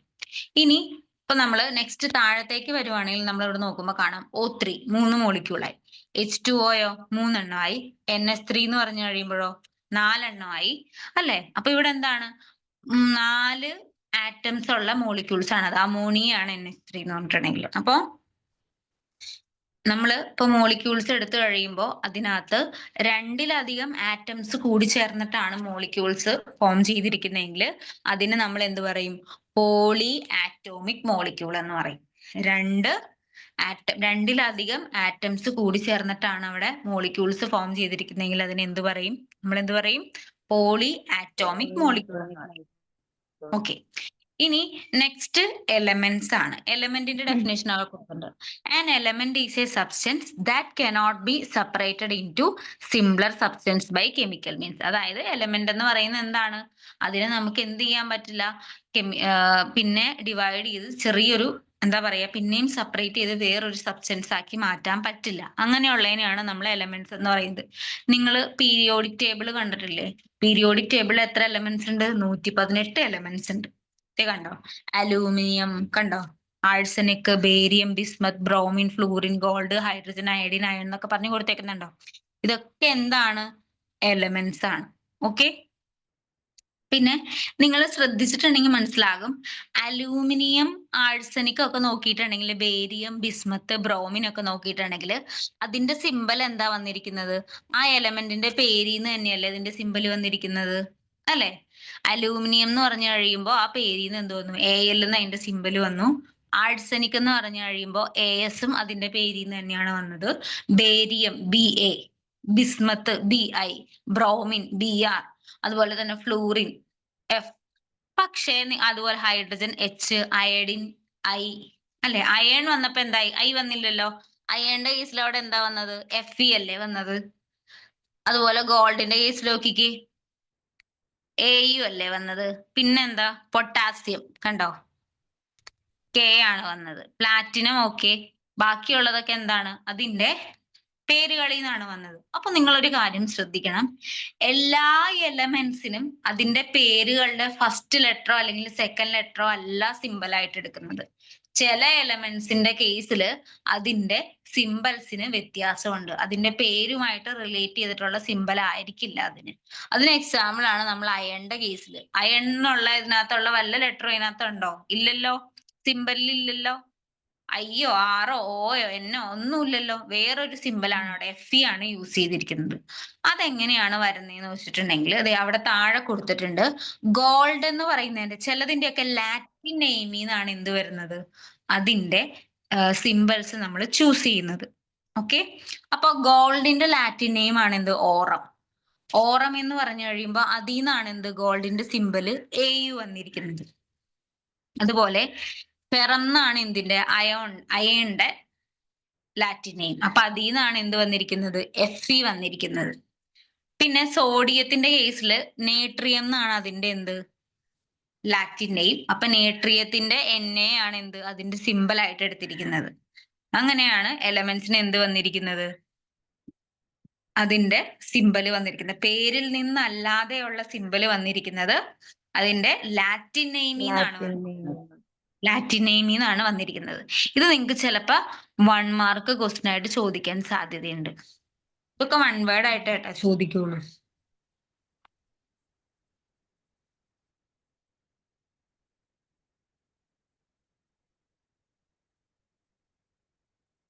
പിന്നെ അവിടെ ഇൻഡെക്സ് ക്വസ്റ്റ്യൻ കൊടുത്തിരിക്കുന്നുണ്ടോ? കണ്ടോ, ഇൻഡെക്സ് ക്വസ്റ്റ്യൻ നിങ്ങൾക്ക് കൊടുത്തിട്ടുണ്ട് അവിടെ.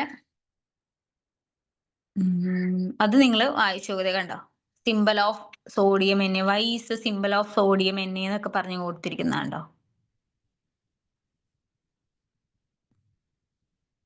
പിന്നെ നിങ്ങൾക്ക് SI യൂണിറ്റുകളൊക്കെ നിങ്ങൾക്ക് എനിക്ക് തോന്നുന്നു ഫിസിക്സിൽ പഠിക്കാനുണ്ട്. SI യൂണിറ്റുകൾ നിങ്ങൾ ഫസ്റ്റ് ചാപ്റ്റർ അതല്ലേ, വെക്ടറിന്റെ SI യൂണിറ്റുകളല്ലേ, യൂണിറ്റ്സ് ആൻഡ് മെഷർമെന്റ്സ് അല്ലേ ഫസ്റ്റ് ചാപ്റ്റർ ഫിസിക്സിന്റെ? ആണോ? നിങ്ങളുടെ ഫിസിക്സിന്റെ ഫസ്റ്റ് ചാപ്റ്റർ ഏതാ? ന്യൂട്ടന്റെ ലോ ഒക്കെ first chapter laws of motion അല്ലേ? തന്നെ. അതാണല്ലേ, യൂണിറ്റ്സ് ആൻഡ് മെഷർമെന്റ് അല്ല അല്ലേ? ഓക്കെ. അപ്പൊ നോക്കിക്കേ, എല്ലാത്തിന്റെയും SI യൂണിറ്റുകളാണ് കൊടുത്തിരിക്കുന്നത്. ലെങ്ത്തിന്റെ SI യൂണിറ്റ് ആണ് മീറ്റർ. നമ്മൾ ലെങ്ത് മീറ്റർ അല്ലേ പറയുന്നത്, SI യൂണിറ്റുകളാണ്. ഇനി മാസ് എന്ന് വെച്ചിട്ടുണ്ടെങ്കിൽ കിലോഗ്രാം ആണ്. ടൈമിന്റെ സെക്കൻഡ് ആണ്. ഇലക്ട്രിക്കൽ കറണ്ടിന്റെ ആംബിയർ ആണ്. അതുപോലെ സബ്സ്റ്റൻസിന്റെ എമൗണ്ട് ഓഫ് സബ്സ്റ്റൻസിനെ എങ്ങനെ പറയുന്നത്, മോൾ എന്ന് പറയും. Temperature kelvin. Luminous intensity candela, CD. കണ്ടോ, ഈ SI യൂണിറ്റുകൾ പഠിച്ചിരിക്കണം. ഇത് 1 മാർക്ക് ക്വസ്റ്റ്യൻ ആയിട്ട് നിങ്ങൾക്ക് ചിലപ്പോ ചോദിക്കും.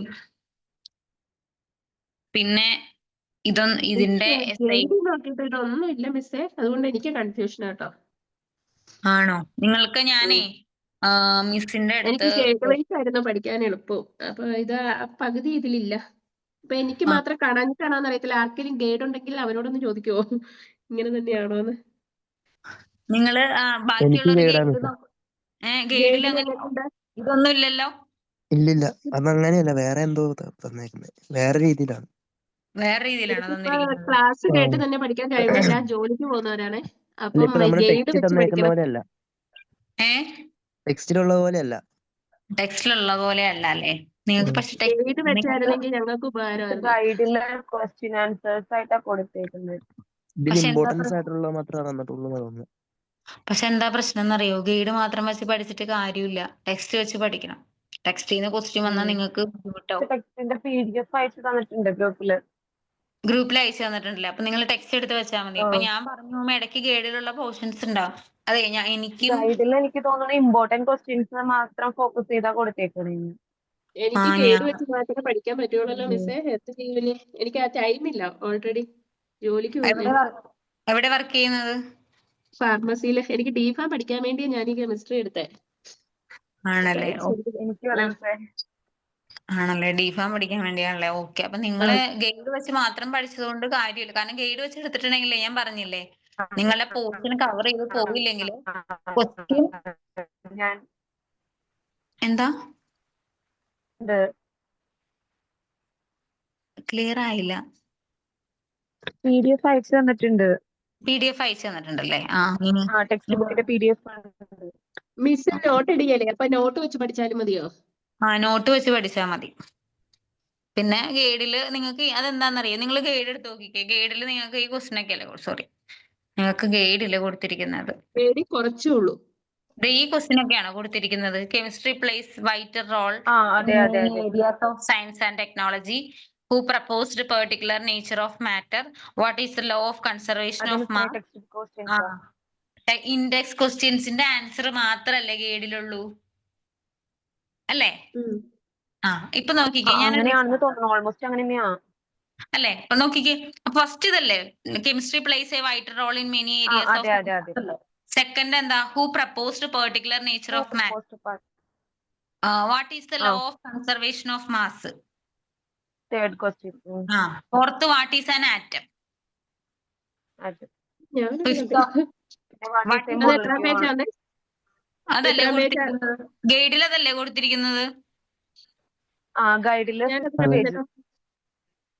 എത്രാമത്തെ പേജാ? 655. അതെ, എന്റെ കയ്യിൽ ഗൈഡില്ല, നിങ്ങൾ അതൊന്നും ഷെയർ ചെയ്യാൻ പറ്റുമോ ആരെങ്കിലും? നിങ്ങളൊന്ന് ഷെയർ ചെയ്ത്, നിങ്ങളുടെ ക്യാമറ വഴി ഷെയർ ചെയ്യാൻ പറ്റുമെന്ന് എനിക്ക് തോന്നുന്നു, ഇല്ലേ?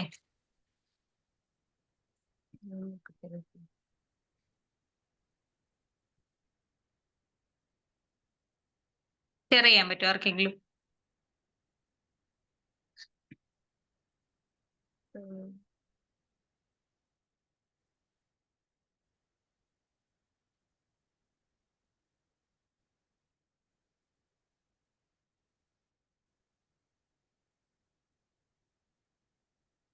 ആരെങ്കിലും ഷെയർ ചെയ്യൂ. എന്റെ കയ്യിൽ ആക്ച്വലി നിങ്ങൾ ആർക്കെല്ലാം അറിയാവുന്നവരെനിക്ക് ചെയ്യുമോ? എനിക്കറിയില്ല.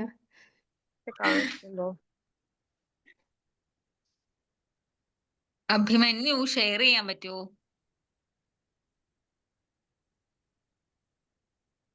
ഇവന്മാരൊന്നും മിണ്ടല്ലോ. ഓക്കെ, എന്നാ കുഴപ്പമില്ല, നമുക്കേ നെക്സ്റ്റ് ക്ലാസ്സിൽ അതിനുള്ള പരിഹാരം ഉണ്ടാക്കാം. ഞാൻ ഹോസ്പിറ്റലിൽ അതാ ഷെയർ ചെയ്യാത്ത. ആണോ? എന്നാ വേണ്ട, കുഴപ്പമില്ല. അതെ, ഞാനേ ഇത് കഴിഞ്ഞു കഴിയുമ്പോ നിങ്ങളെ ആ മിസ്സിന് എനിക്ക് അയച്ചു തരാൻ പറഞ്ഞുകൊണ്ട്, ഓഫീസിലെ മിസ്സില്ലേ, മിസ്സിന് നിങ്ങളുടെ ഫസ്റ്റ് ചാപ്റ്ററിന്റെ ഗൈഡിന്റെ ഫസ്റ്റ് ചാപ്റ്റർ ഇല്ലേ, ഗൈഡ് പോർഷൻ, അതാ മിസ്സിന് അയച്ചു കൊടുത്താൽ മതി. ഞാൻ കമ്പയർ ചെയ്തിട്ട് നിങ്ങളോട് പറയാം. ഞാൻ മൊത്തം സംശയ ഇത് വന്നപ്പോഴത്തേനും. അല്ല, ടെൻഷൻ അടിക്കണ്ട കേട്ടോ. എനിക്ക് അനിത എന്നാണോ പേര്? എന്റെ പേര് ആശ. ആശ, ഓക്കെ ഓക്കെ. ആശ ടെൻഷൻ അടിക്കണ്ട. എനിക്കൊരു ടെൻഷൻ പോലെ ഫീൽ ചെയ്തു അതില്, അതുകൊണ്ട് പറഞ്ഞാണ്. ഗൈഡ് വെച്ചാണെങ്കിൽ എനിക്ക് പഠിക്കാൻ എളുപ്പം, ഞാൻ നോക്കിയിട്ട്. പക്ഷെ ഇപ്പൊ എന്താ ഇതിനകത്ത് കൊടുത്തിരിക്കുന്ന law of conservation of mass മാത്രല്ലേ ഉള്ളൂ. അപ്പൊ അടുത്ത പ്രാവശ്യം ലോ ഓഫ് കോൺസ്റ്റന്റ് പ്രൊപ്പോർഷൻ ചോദിച്ചു കഴിഞ്ഞാൽ എന്ത് ചെയ്യും?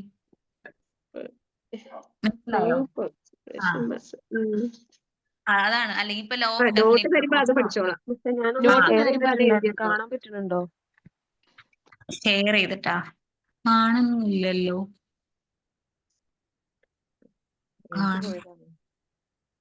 കുഴപ്പമില്ല, നിങ്ങൾ മറ്റേ മിസ്സിനെ അയച്ചു കൊടുത്താൽ മതി. ഇത് ഫസ്റ്റ് ക്ലാസ് അല്ലേ, ബാക്കി നമ്മൾ അതിനനുസരിച്ച് ഡീൽ ചെയ്ത് നിങ്ങളുടെ സംശയമൊക്കെ തീർത്ത് പഠിക്കാനുള്ള ഇതിൽ നിങ്ങൾക്ക് എന്തൊക്കെ പഠിക്കണം എന്നുള്ളതൊക്കെ ഞാൻ പറഞ്ഞുതരാം. അതൊന്നും ഓർത്ത് നിങ്ങൾ ടെൻഷൻ അടിക്കണ്ട. ഇതിനു മുമ്പ് ഇപ്പൊ ഒരു എക്സാം നടക്കുന്ന കുട്ടികളില്ലേ ഈ ഒക്ടോബറിൽ, ഈ കുട്ടികളല്ല, ഇവർക്ക് മുന്നത്തെ ബാച്ചിൽ കുട്ടികളുണ്ടായിരുന്നു. അതിനകത്ത് ഒരു കുട്ടി ആക്റ്റീവ് ആയിരുന്നു കേട്ടോ, നല്ല ആക്റ്റീവ് ആയിരുന്നു. ആള് പാസ്സായി. ആളെന്നെ അത് കഴിഞ്ഞതിന് ശേഷം കോണ്ടാക്ട് ചെയ്തിട്ടൊക്കെ ഉണ്ടായിരുന്നു. അപ്പോ ആളൊക്കെ ഈ ടെക്സ്റ്റ് വെച്ചിട്ട് തന്നെയാണ് പഠിച്ചത്. ആ കുട്ടി പിന്നെ എന്തോ വിദേശത്തേക്ക് പോവാൻ തോന്നണം. അപ്പൊ അതിനു വേണ്ടിയാണ് അവള് ഇത് ചെയ്തത്. അപ്പൊ ആ കുട്ടികളുടെ ബാച്ചില് നമ്മൾ എക്സാമിന്റെ തലേ ദിവസം നമ്മളൊരു ക്ലാസ് കൊടുക്കും. ആ ക്ലാസ്സിൽ ഞാൻ കുറെ പോർഷൻസ് ഇമ്പോർട്ടന്റ് ആണെന്ന് അവരുടെ അടുത്ത് പറഞ്ഞു. അവരടുത്ത് പറഞ്ഞിട്ട് അവരെന്ത് ചെയ്തു, അത് നോക്കാതെ പോയി എക്സാമിന്. എന്നിട്ട് എക്സാമിന് ക്വസ്റ്റ്യൻ വന്നതിന് ശേഷം അവര് പറഞ്ഞു പഠിപ്പിക്കാത്ത പോർഷനിൽ നിന്ന് ക്വസ്റ്റ്യൻ വന്നേന്ന്. പഠിപ്പിക്കാത്ത പോർഷനിൽ നിന്ന് ക്വസ്റ്റ്യൻ വന്നിട്ടുണ്ടെങ്കിൽ ആകെ ഒരു എനിക്ക് തോന്നുന്നു പഠിപ്പിക്കാത്ത പോർഷനിൽ നിന്ന് ക്വസ്റ്റ്യൻ വന്നിട്ടില്ല. പക്ഷെ ക്വസ്റ്റ്യൻ ഇത്തിരി ഇൻഡയറക്റ്റ് ആയിട്ട് ചോദിച്ചു കഴിഞ്ഞപ്പോൾ അവർക്കത് ക്ലിയർ ആവാതിരുന്നതാ. പക്ഷെ പഠിപ്പിച്ച് പോർഷനിൽ നിന്നുള്ള ക്വസ്റ്റ്യൻസും അവർ എന്ത് ചെയ്തില്ല, പഠിച്ചില്ല. അതിനുശേഷം അവർ എക്സാം പാടാന്ന് പറഞ്ഞു. എക്സാം നല്ല ടഫായിരുന്നു മിസ്സേ എന്ന് പറഞ്ഞ് അവർ വോയിസ് അയച്ചിട്ടുണ്ടായിരുന്നു നമ്മുടെ ഓഫീസിലേക്ക്. അപ്പൊ മിസ് എന്നെ കോണ്ടാക്ട് ചെയ്തു. മിസ്സേ, കുട്ടികൾ ഇങ്ങനെയാണല്ലോ പറയുന്നത്, എന്താ പറ്റിയെന്ന്. അപ്പൊ ഞാൻ ക്വസ്റ്റ്യൻ പേപ്പർ എടുത്ത് വെച്ച് അതിനകത്ത് തലേ ദിവസം ക്ലാസ്സിൽ പറഞ്ഞത് മുൻപ് ക്ലാസ്സിൽ പഠിക്കണം എന്ന് പറഞ്ഞതെന്ന് പറഞ്ഞ് ക്വസ്റ്റ്യൻസ് ഡിവൈഡ് ചെയ്ത് പറഞ്ഞു കഴിഞ്ഞപ്പോ ക്വസ്റ്റ്യൻ നമ്പർ അടക്കം ഞാൻ മിസ്സിന് പറഞ്ഞു കൊടുത്തു. മിസ്സേ, ഈ 17ാമത്തെ ക്വസ്റ്റ്യൻ ഇന്ന ദിവസം പറഞ്ഞതാണ്. അങ്ങനെ ഓരോ ക്വസ്റ്റ്യൻസും പറഞ്ഞു വന്നപ്പോ നിങ്ങളുടെ ഉള്ള ക്വസ്റ്റ്യൻ പേപ്പറിൽ പകുതിയിലധികവും ക്വസ്റ്റ്യൻസ് നമ്മൾ ക്ലാസ്സിൽ പറഞ്ഞു പോയതാ. പക്ഷെ നമ്മളിങ്ങനെ ക്ലാസ്സിൽ പറഞ്ഞു പോകുമ്പോൾ അവരത് ശ്രദ്ധിക്കുന്നില്ല, അവരത് നോട്ട് ചെയ്യുന്നില്ല. അപ്പൊ അങ്ങനെ ഒരു പ്രശ്നം വന്നതിന്റെ പേരിലാണ് അവർക്ക് ആ എക്സാം ടഫായത്. അപ്പൊ അതുകൊണ്ട് ഞാൻ നിങ്ങളോട് ഇപ്പൊ പറയാണ്, നമ്മൾ എന്ത് കാര്യം പറയുന്നു അതിനനുസരിച്ച് തന്നെ നിങ്ങൾ അതേ രീതി തന്നെ ഫോളോ ചെയ്ത് പോവുക. ഞാനിപ്പോ NIOSന്റെ പഠിപ്പിക്കാൻ തുടങ്ങിയിട്ട് കുറെ നാളായി. കുറെ നാളെന്ന് വെച്ചിട്ടുണ്ടെങ്കിൽ കുറച്ച് നാൾ ബ്രേക്ക് വന്നു. ആഫ്റ്റർ മാരേജിന് ശേഷം ഒരു ബ്രേക്ക് വന്നു. അതിനുശേഷം ഇപ്പൊ 2-3-4 ബാച്ചിലെ കുട്ടികളായി ഞാനിപ്പോ പഠിപ്പിച്ചു തുടങ്ങിയിട്ട്. നമുക്ക് എനിക്ക് ഏകദേശം അതിന്റെ ക്വസ്റ്റ്യന്റെ പാറ്റേണും കാര്യങ്ങളൊക്കെ കുറച്ചൊക്കെ അറിയാം. അതിന്റെ പേരിലാണ് ഞാൻ നിങ്ങളുടെ അടുത്ത് പറയുന്നത്. നമ്മൾ സാധാരണ ഒരു രീതിയിൽ ഗൈഡ് വെച്ച് സിമ്പിൾ ആയിട്ട് പഠിക്കാന്ന് ചിന്തിക്കരുത്.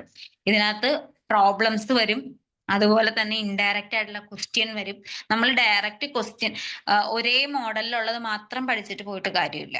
അപ്പൊ നിങ്ങൾ ചാപ്റ്റർ പഠിപ്പിക്കുമ്പോൾ അതിന്റെ ഇൻഡെക്സ് ക്വസ്റ്റ്യൻ പഠിക്കുക. ഇപ്പൊ ഒരു എക്സാമ്പിൾ പറയുകയാണെങ്കിൽ ഒരു ടൈപ്പ് ഓഫ് ക്വസ്റ്റ്യൻ ആണ് law of conservation of mass. അപ്പൊ എന്ത് ചെയ്യുക, അതിനോട് റിലേറ്റ് ചെയ്തിട്ടുള്ള മറ്റ് ലോസ് നമ്മൾ പഠിച്ചു വെക്കുക. ഇപ്പൊ ഇവിടെ ക്വസ്റ്റ്യനിൽ ഇപ്പൊ നിങ്ങൾക്ക് ഇൻഡെക്സ് ക്വസ്റ്റ്യനിൽ ചോദിച്ചിരിക്കുന്നത് സിമ്പൽ ഓഫ് സോഡിയം എണ്ണയുടെ കാര്യമാണ് ചോദിച്ചിരിക്കുന്നത്. പക്ഷെ നെക്സ്റ്റ് ചിലപ്പോ അടുത്ത എക്സാമിന് ചോദിക്കുന്നത് ചിലപ്പോ എന്തായിരിക്കും, അയണിന്റെ കേസിലുള്ളതായിരിക്കും. അപ്പൊ അങ്ങനെ നിങ്ങൾ റിലേറ്റ് ചെയ്ത് പഠിച്ചു പോവുക. എന്നാലാണ് നിങ്ങൾക്ക് മാക്സിമം മാർക്ക് സ്കോർ ചെയ്യാൻ പറ്റുള്ളൂ. നിങ്ങൾക്ക് ഓരോ ദിവസം എന്തൊക്കെ ടോപ്പിക്കുകൾ പഠിക്കണം എന്നുള്ളത് ഞാൻ പറഞ്ഞുതരാം. നിങ്ങൾ കറക്റ്റ് ആയിട്ട് അത് പഠിച്ച് ഫോളോ ചെയ്ത് പോവുകയാണെങ്കിൽ അനീറ്റ അധികം സമയമൊന്നും ആശ അധികം സമയമൊന്നും വേണ്ട. ഒരു ദിവസം 1 മണിക്കൂർ കൊടുക്കാൻ സമയം ഉണ്ടാവുമോ കെമിസ്ട്രിക്ക്? ഞാൻ പഠിച്ചോളാം മിസ്സേ. എനിക്ക് എങ്ങനെയാണെന്നുള്ളത് പറഞ്ഞു തന്നാ മതി. എന്ത് പഠിക്കണം എന്നുള്ളതല്ലേ? അതെ, കൺഫ്യൂഷൻ. അപ്പൊ ക്വസ്റ്റ്യൻ ആൻസർ കിട്ടുവാണെങ്കിൽ ഞാൻ അത് പഠിച്ചോളാം.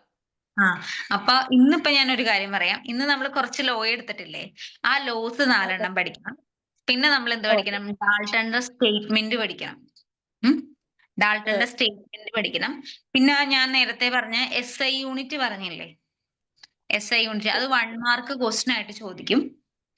പിന്നെ ജസ്റ്റ് ആ മോളിക്യൂളിന്റെ ഒക്കെ ഡെഫിനിഷൻ ഒന്ന് പഠിച്ചു വെക്കണം. മിസ്സേ, അത് നമുക്ക് നോട്ടായിട്ട് ഇടുവോ ഗ്രൂപ്പില്? നോട്ടായിട്ട് മാക്സിമം ഞാനിത് മുഴുവൻ എഴുതിയിടുന്ന നിങ്ങൾക്ക് കുറെ പഠിക്കാനുണ്ടല്ലോ. എനിക്കും ഒരു ചെറിയ മോളൊക്കെയുള്ള ആളാണ് ഞാൻ. അപ്പോ എനിക്ക് LKG പഠിക്കുന്ന UKG പഠിക്കുന്ന ഒരു മോളുണ്ട്. അപ്പോ എന്റെ ടൈമിനനുസരിച്ച് ഞാൻ നിങ്ങൾക്ക് മാക്സിമം നോട്ട് തരാം. നിങ്ങളുടെ അതൊക്കെ പഠിക്കണം. What is an atom, what is law conservation of mass, സ്റ്റേറ്റ്മെന്റുകളൊക്കെ പഠിച്ചാൽ മതി.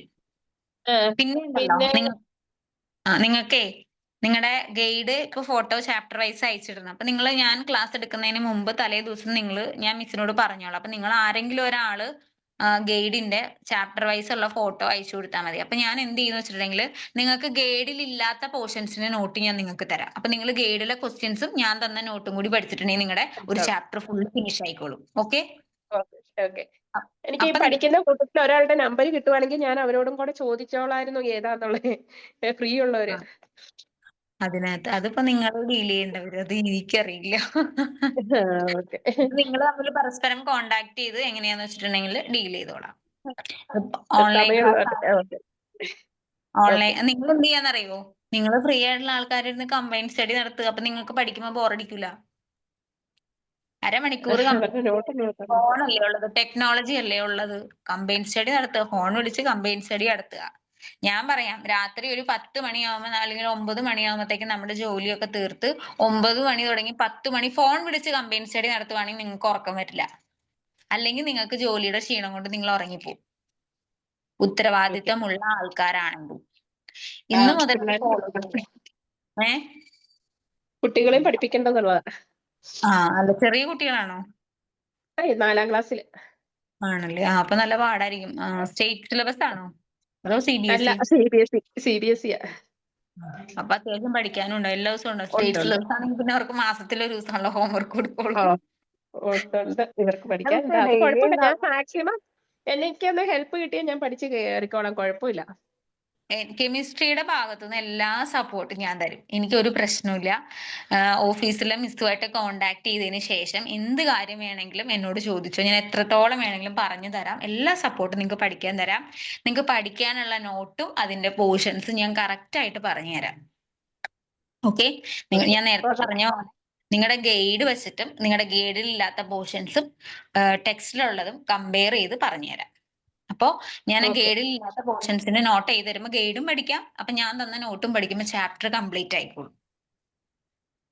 ഓക്കെ. അപ്പൊ നിങ്ങൾ അതിന് വേണ്ടി നിങ്ങളുടെ ഗൈഡിൽ ഏതൊക്കെ പോർഷൻ ഉണ്ട് അത് അറിയണമെങ്കിൽ എന്റെ കയ്യിൽ ഗൈഡ് ഇല്ല. ആക്ച്വലി ഗൈഡ് ഇല്ല. ഞാൻ ഇനി ഇപ്പോ ഗൈഡ് കളക്ട് ചെയ്യാം. എന്റെ എനിക്കിപ്പോ പെട്ടെന്ന് അങ്ങോട്ട് ഓഫീസിലേക്ക് ചെല്ലാൻ പറ്റില്ല. ഇച്ചിരി വീട് ഇത്തിരി ദൂരത്ത്. അപ്പൊ അവിടെ നിന്ന് പോയി അത് കളക്ട് ചെയ്യണമെങ്കിൽ ഇത്തിരി ടൈം എടുക്കും. അതുകൊണ്ട് ഞാൻ കളക്ട് ചെയ്യാൻ പറ്റുമെങ്കിൽ ഗൈഡ് കളക്ട് ചെയ്തോളാം. ഒരു തവണ ഞാൻ വിളിച്ചപ്പോ ഗൈഡ് അവിടെ ഉണ്ടായിരുന്നില്ല, സ്റ്റോക്ക് തീർന്നിരിക്കുകയായിരുന്നു. അപ്പോ നിങ്ങൾ ഗൈഡിന്റെ ഫോട്ടോ അയച്ചു കൊടുക്കണം കേട്ടോ. ഇന്ന് തന്നെ ക്ലാസ് കഴിയുമ്പോൾ തന്നെ മിസ്സിന് അയച്ചു കൊടുക്കണം. ഞാൻ മിസ്സിനോട് പറഞ്ഞോളാം അത് എനിക്ക് അയച്ചു തരാനായിട്ട്. എന്നാലാണ് നിങ്ങൾക്കുള്ള നോട്ട് എനിക്ക് അയച്ചു തരാൻ പറ്റുള്ളൂ. ഇന്ന് തന്നെ നിങ്ങളുടെ നോട്ട് എഴുതി പരമാവധി ഞാൻ അയച്ചു തരാം. ഓക്കെ. ഞാൻ എടുത്തിട്ട് നിങ്ങൾക്ക് കെമിസ്ട്രി മനസ്സിലാവുന്നില്ലേ? മനസ്സിലാവുന്നുണ്ട്. മനസ്സിലാവുന്നില്ലേ? മനസ്സിലാക്കി ഉണ്ട്. മനസ്സിലാവുന്നുണ്ടല്ലേ? കുഴപ്പമില്ല. ഇതിപ്പോ നമ്മുടെ ഫസ്റ്റ് ചാപ്റ്റർ ആയതുകൊണ്ട് നിങ്ങൾക്ക് അത് മനസ്സിലാവും. ഇനി മുന്നോട്ട് പോയി കഴിയുമ്പോ നിങ്ങൾക്ക് കുറച്ച് ടഫാണ് പഠിക്കാനായിട്ട്. ടഫ് എന്നല്ല, ഞാൻ പറയുന്ന പോലെ പഠിച്ചാൽ നിങ്ങൾക്ക് കുഴപ്പമില്ല. അല്ലാത്തവർക്കാണ് ബുദ്ധിമുട്ട് വരുന്നത്. അവസാനം പഠിക്കാന്ന് വെക്കുന്നവർക്ക് ഭയങ്കര ബുദ്ധിമുട്ടായിരിക്കും.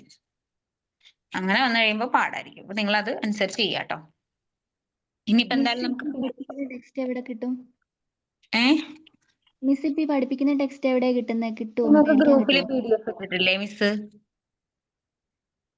അല്ല, നമുക്ക് ടെക്സ്റ്റ് ആയിട്ട് മേടിക്കാൻ കിട്ടുമോ? ടെക്സ്റ്റ് ആയിട്ട് അത് ഓഫീസിൽ ചോദിക്കേണ്ടി വരും. അവരിപ്പോ ടെക്സ്റ്റ് ഓഫീസിൽ വരുത്തണമെന്ന് ചോദിച്ചതല്ല. ഇല്ല അല്ലേ? അവിടെ ഇപ്പൊ ഞാൻ ആലുവ സെന്ററിലാ. അപ്പൊ ടെക്സ്റ്റിനേലും നല്ലത് ഗൈഡ് ആണെന്നാ പറഞ്ഞത്. കാരണം ടെക്സ്റ്റിന്റെ PDF ആണ് അയച്ചു കൊടുക്കുന്നത്. ടെക്സ്റ്റ് വാങ്ങിക്കണത് നമുക്ക് കൂടുതലും ക്യാരി ചെയ്യാനൊക്കെ ബുദ്ധിമുട്ടാണ്. അതുകൊണ്ടാണ് ഗൈഡ് തന്നിട്ട് PDF എന്നോടും അങ്ങനെ പറഞ്ഞു. ടെക്സ്റ്റ് ഗൈഡ് നോക്കി കഴിയുമ്പം മിസ് പഠിപ്പിക്കുന്നതായിട്ട് മൊത്തം കൺഫ്യൂഷൻ ആവുക. അതെന്താണെന്നറിയോ? ഗൈഡിൽ ഓർഡർലെസ് ആയിട്ട് കറക്റ്റ് ക്വസ്റ്റ്യൻ ആൻസർ ആയിട്ട് കൊടുത്തേക്കുന്നത്. എനിക്ക് എക്സാമിന് പോകാനായിട്ടായിരുന്നു. അപ്പം കെമിസ്ട്രി ഇമ്പോർട്ടന്റ് അല്ലേ? എന്തിനു പോകാനാ? ഡിഫാമിന് പോകാനായിട്ടായിരുന്നേ. ഡിഫാമിന് പോകാൻ കെമിസ്ട്രി വളരെ ഇമ്പോർട്ടന്റ് ആണ്. എനിക്കും ഡിഫാമിന് പോകാനാ. അതിനായിരുന്നു എന്തിനായിരുന്നു ഡിഫാമിന്? പിന്നെ ആർക്ക് എന്തിനു പോകാനാ? ഡിഫാം എടുക്കാനും. ഞാനിപ്പോ ഒരു മെഡിക്കൽ ഷോപ്പിലാണ് നിൽക്കുന്നത്. 20 വർഷമായിട്ട് ഒരു മെഡിക്കൽ ഷോപ്പിൽ നിൽക്കുക. ആണല്ലേ? ഇനി എല്ലാവർക്കും ഡിഫാമിന് പോകാനാണോ? 3 പേർക്കും ഡിഫാമിനാണോ? എനിക്ക് ആണല്ലേ? ഓക്കെ. ഞാൻ ഓൾറെഡി മറ്റേ അസിസ്റ്റന്റ് ഫാർമസി കംപ്ലീറ്റ് ചെയ്തതാ. ആണല്ലേ? അപ്പൊ നിങ്ങൾക്ക് ഇനി ബാക്കി എനിക്ക് അതിന്റെ ബാക്കി എടുക്കാൻ വേണ്ടിട്ടാ. കെമിസ്ട്രി ഇല്ലാതെ ഒന്നും നടക്കൂല. കാരണം ഇതിന് കാരണം നടക്കൂല. അവിടെ പഠിക്കുന്നത് കോമ്പൗണ്ട്സിനെ കുറിച്ചാണല്ലോ. നിങ്ങൾക്ക് അറിയാലോ മെഡിക്കൽ ഫീൽഡിലുള്ളത്. അതെ. ഞാൻ പറഞ്ഞിട്ടില്ല മിസ്സേ. ഞാൻ കോഴ്സ് കഴിഞ്ഞിട്ട് ജസ്റ്റ് ഒരു 3-4 മാസം പ്രാക്ടീസ് ചെയ്തോളൂ. അത് കഴിഞ്ഞ് കഴിഞ്ഞപ്പോ മാരേജ് ആയി, കുട്ടികളായി. മാരേജും കുട്ടികളൊക്കെ കഴിഞ്ഞ് കഴിഞ്ഞാൽ പിന്നെ ഒന്നും പോക്ക് നടക്കൂല. ആ. ഞാനിവിടെ വീട്ടിലിരിക്കേണ്ടി വരും. അപ്പൊ അതിന്റെ ടച്ച് വിട്ടുപോയല്ലോ. കുഴപ്പം. പക്ഷെ ടച്ച് വിട്ടുപോയെങ്കിലൊന്നും പ്രശ്നമില്ല. നമ്മുടെ ക്ലാസ് കേട്ട് ഇപ്പൊ ഒരു തവണ പറയുമ്പോഴൊന്നും മനസ്സിലാവില്ല. അത് നിങ്ങൾക്കെന്നല്ല, ഇപ്പൊ ഞാൻ പഠിക്കുന്ന കാലത്തായാലും എനിക്കും ഇഷ്ടമല്ലായിരുന്നു കേട്ടോ കെമിസ്ട്രി. നെഗറ്റീവായിട്ട് പറഞ്ഞതല്ല. നമുക്ക് അതിനോടൊരു നമുക്ക് പഠിപ്പിക്കുന്ന ടീച്ചേഴ്സ് അല്ലെങ്കിൽ നമുക്ക് അതിന്റെ വേർഡ്സ് അതൊക്കെയാണ് നമ്മളെ ഇൻഫ്ലുവൻസ് ചെയ്യുന്ന ഫാക്ടേഴ്സ്. അത് ഭയങ്കര. ഇപ്പൊ നിങ്ങൾക്ക് ഫിസിക്സ് പഠിച്ചു തുടങ്ങുമ്പോൾ അറിയാൻ പറ്റും. ലോസ് ഓഫ് മോഷനിൽ കുറെ ഡെറിവേഷൻസും കാര്യങ്ങളും ഡിഫറൻസിയേഷൻ ഒക്കെ അല്ലേ വരണത്, അല്ലേ? ഗലീലിയോടെ അല്ലേ? ബങ്ക് റോഡിന്റെ ഒക്കെ വരുന്നുണ്ട് നിങ്ങൾക്ക്. ഡെറിവേഷൻസ് ഒക്കെ വരുന്നുണ്ട്. മറ്റേ എന്താ first law of motion, moment of inertia എന്നൊക്കെ പറഞ്ഞിട്ട് അതിന്റെ ഡെറിവേഷൻ ഒക്കെ ഉണ്ട്. നിങ്ങൾക്ക് ബുള്ളറ്റിന്റെ ഗണ്ണിന്റെ ഇല്ലേ, ഗൺ ബുള്ളറ്റ്, അത് നിങ്ങൾക്ക് ഉണ്ടെന്നോ വരുമായിരിക്കും ഡെറിവേഷൻ ഒക്കെ. അപ്പൊ നമുക്ക് ഫിസിക്സ് ഒന്നും സങ്കല്പിക്കാൻ പറ്റില്ല. അപ്പൊ അത് വന്നു കഴിയുമ്പോൾ നമുക്ക് ഓട്ടോമാറ്റിക് ആയിട്ട് അതിനോടൊരു ഇൻട്രസ്റ്റ് ഫീൽ ചെയ്യില്ല. ചിലർക്ക് ഇൻട്രസ്റ്റ് ഉള്ളവരുണ്ട് കേട്ടോ. അതുപോലെ തന്നെയാണ് കെമിസ്ട്രി. പക്ഷെ നിങ്ങൾ ഞാൻ പറയുന്ന മെത്തേഡ് ഫോളോ ചെയ്ത് പോയാൽ നിങ്ങൾക്ക് ഇപ്പൊ തുടങ്ങി ഫോളോ ചെയ്താൽ, അല്ലെങ്കിൽ കുറച്ച് കഴിയുമ്പോൾ ഫോളോ ചെയ്യാന്ന് വെച്ചാൽ നടക്കില്ല. എല്ലാം കൂടി ലോഡായി എല്ലാ സബ്ജക്റ്റും വന്നു കഴിയുമ്പോൾ നിങ്ങൾക്ക് നല്ല പാടായിരിക്കും. നിങ്ങൾ ഞാൻ പറയുന്ന പോലെ കറക്റ്റ് ആയിട്ട് പഠിച്ചു പോയിട്ടുണ്ടെങ്കിൽ കറക്റ്റ് ആയിട്ട് നമുക്ക് മാർക്ക് മേടിക്കാം, നല്ല മാർക്ക് സ്കോർ ചെയ്യാം. ചിലവര് നീറ്റിനൊക്കെ പോവാൻ വേണ്ടി, നഴ്സിംഗിന് പോവാൻ വേണ്ടിയുള്ള കുട്ടികളുണ്ടായിരുന്നു കഴിഞ്ഞ തവണ. ഒരു കുട്ടിക്ക് നീറ്റ് എഴുതാനുണ്ടായിരുന്നു. ആ കുട്ടി, അവിടെയൊക്കെ കെമിസ്ട്രി വേണമല്ലോ. അപ്പോ ഞാൻ പറയുന്ന പോലെ നിങ്ങൾ പഠിക്കുക. പിന്നെ നിങ്ങൾക്ക് കെമിസ്ട്രിയുടേതായ എന്ത് സംശയങ്ങൾ ഉണ്ടെങ്കിലും ഞാൻ തീർത്തു തരുന്ന കേട്ടോ. ഇതൊരു പ്രശ്നമില്ല. നിങ്ങളത് ഓഫീസിൽ കോണ്ടാക്ട് ചെയ്ത് മിസ്സിന്റെ അടുത്ത് പറഞ്ഞാൽ മതി. മിസ് അതിനുള്ള സൊല്യൂഷൻ ചെയ്തു തരും. നമ്മുടെ കോളേജിൽ അങ്ങനെയാണ്. എന്ത് കാര്യം ഉണ്ടെങ്കിലും കുട്ടികളുടെ എല്ലാ സംശയങ്ങളൊക്കെ അവർ തീർത്തു തന്നോളൂ, കുഴപ്പമില്ല. പിന്നെ ഇന്ന് പഠിപ്പിച്ച സബ്ജക്റ്റുകൾ ഇന്ന് തന്നെ കറക്റ്റ് ആയിട്ട് പഠിച്ചു പോവുക. ക്വസ്റ്റ്യൻസ് മാക്സിമം ആൻസർ ചെയ്യുക, ക്വസ്റ്റ്യൻ പേപ്പറുകൾ ഷെയർ ചെയ്യുക, ഷെയർ ചെയ്തിട്ട് അത് ആൻസർ ചെയ്യുക. അങ്ങനെയുള്ള കാര്യങ്ങളൊക്കെ നിങ്ങൾ കറക്റ്റ് ആയിട്ട് ഫോളോ ചെയ്യുക. കെമിസ്ട്രിക്ക് വേണ്ടി ഒരു നോട്ട് എഴുതി വെക്കുക കേട്ടോ. നിങ്ങൾക്ക് ആദ്യത്തെ ദിവസം പഠിക്കുമ്പോൾ ഭയങ്കര ബുദ്ധിമുട്ടായിരിക്കും. നിങ്ങൾ എന്ത് ചെയ്യണം എന്നറിയോ? ഇപ്പൊ ലാഗ് വന്നവർക്കൊക്കെ ഫസ്റ്റ് തന്നെ ഇനി ബുക്ക് എടുക്കുമ്പോൾ ഒരു തലവേദന ഫീൽ ചെയ്യും ഇതൊക്കെ കാണുമ്പോഴേ. അപ്പൊ നിങ്ങൾ അത് ഒഴിവാക്കാൻ വേണ്ടി നമ്മൾ ഇഫക്റ്റീവ് ആയിട്ട് സയന്റിഫിക് മെത്തേഡിൽ പഠിക്കുക. അതെങ്ങനെയാന്ന് വെച്ചിട്ടുണ്ടെങ്കിൽ ഞാൻ എല്ലാ ക്ലാസ്സിലെ കുട്ടികളോടും പറയുന്നതാണ്.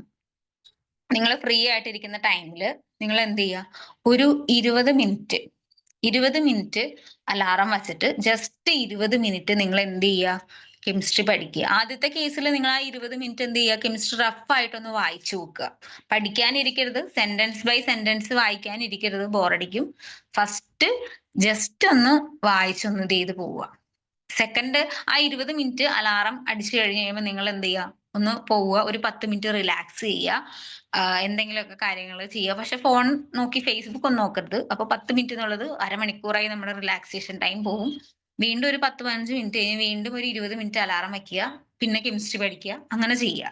അപ്പൊ നിങ്ങൾക്ക് കുറച്ചും കൂടി ഏത് സബ്ജക്റ്റ് ആണെങ്കിലും ഈ മെത്തേഡ് ചെയ്താൽ മതി. ഇത് സയന്റിഫിക്കലി പ്രൂവ് ചെയ്ത മെത്തേഡാണ്. കാരണം ഒരു മനുഷ്യന്റെ കേസിൽ അവർക്ക് കോൺസെൻട്രേറ്റ് ചെയ്യാൻ പറ്റുന്ന ഒരു മിനിമം ടൈം എന്ന് പറയുന്നത് ഒരു 20 മിനിറ്റ് ആണ്.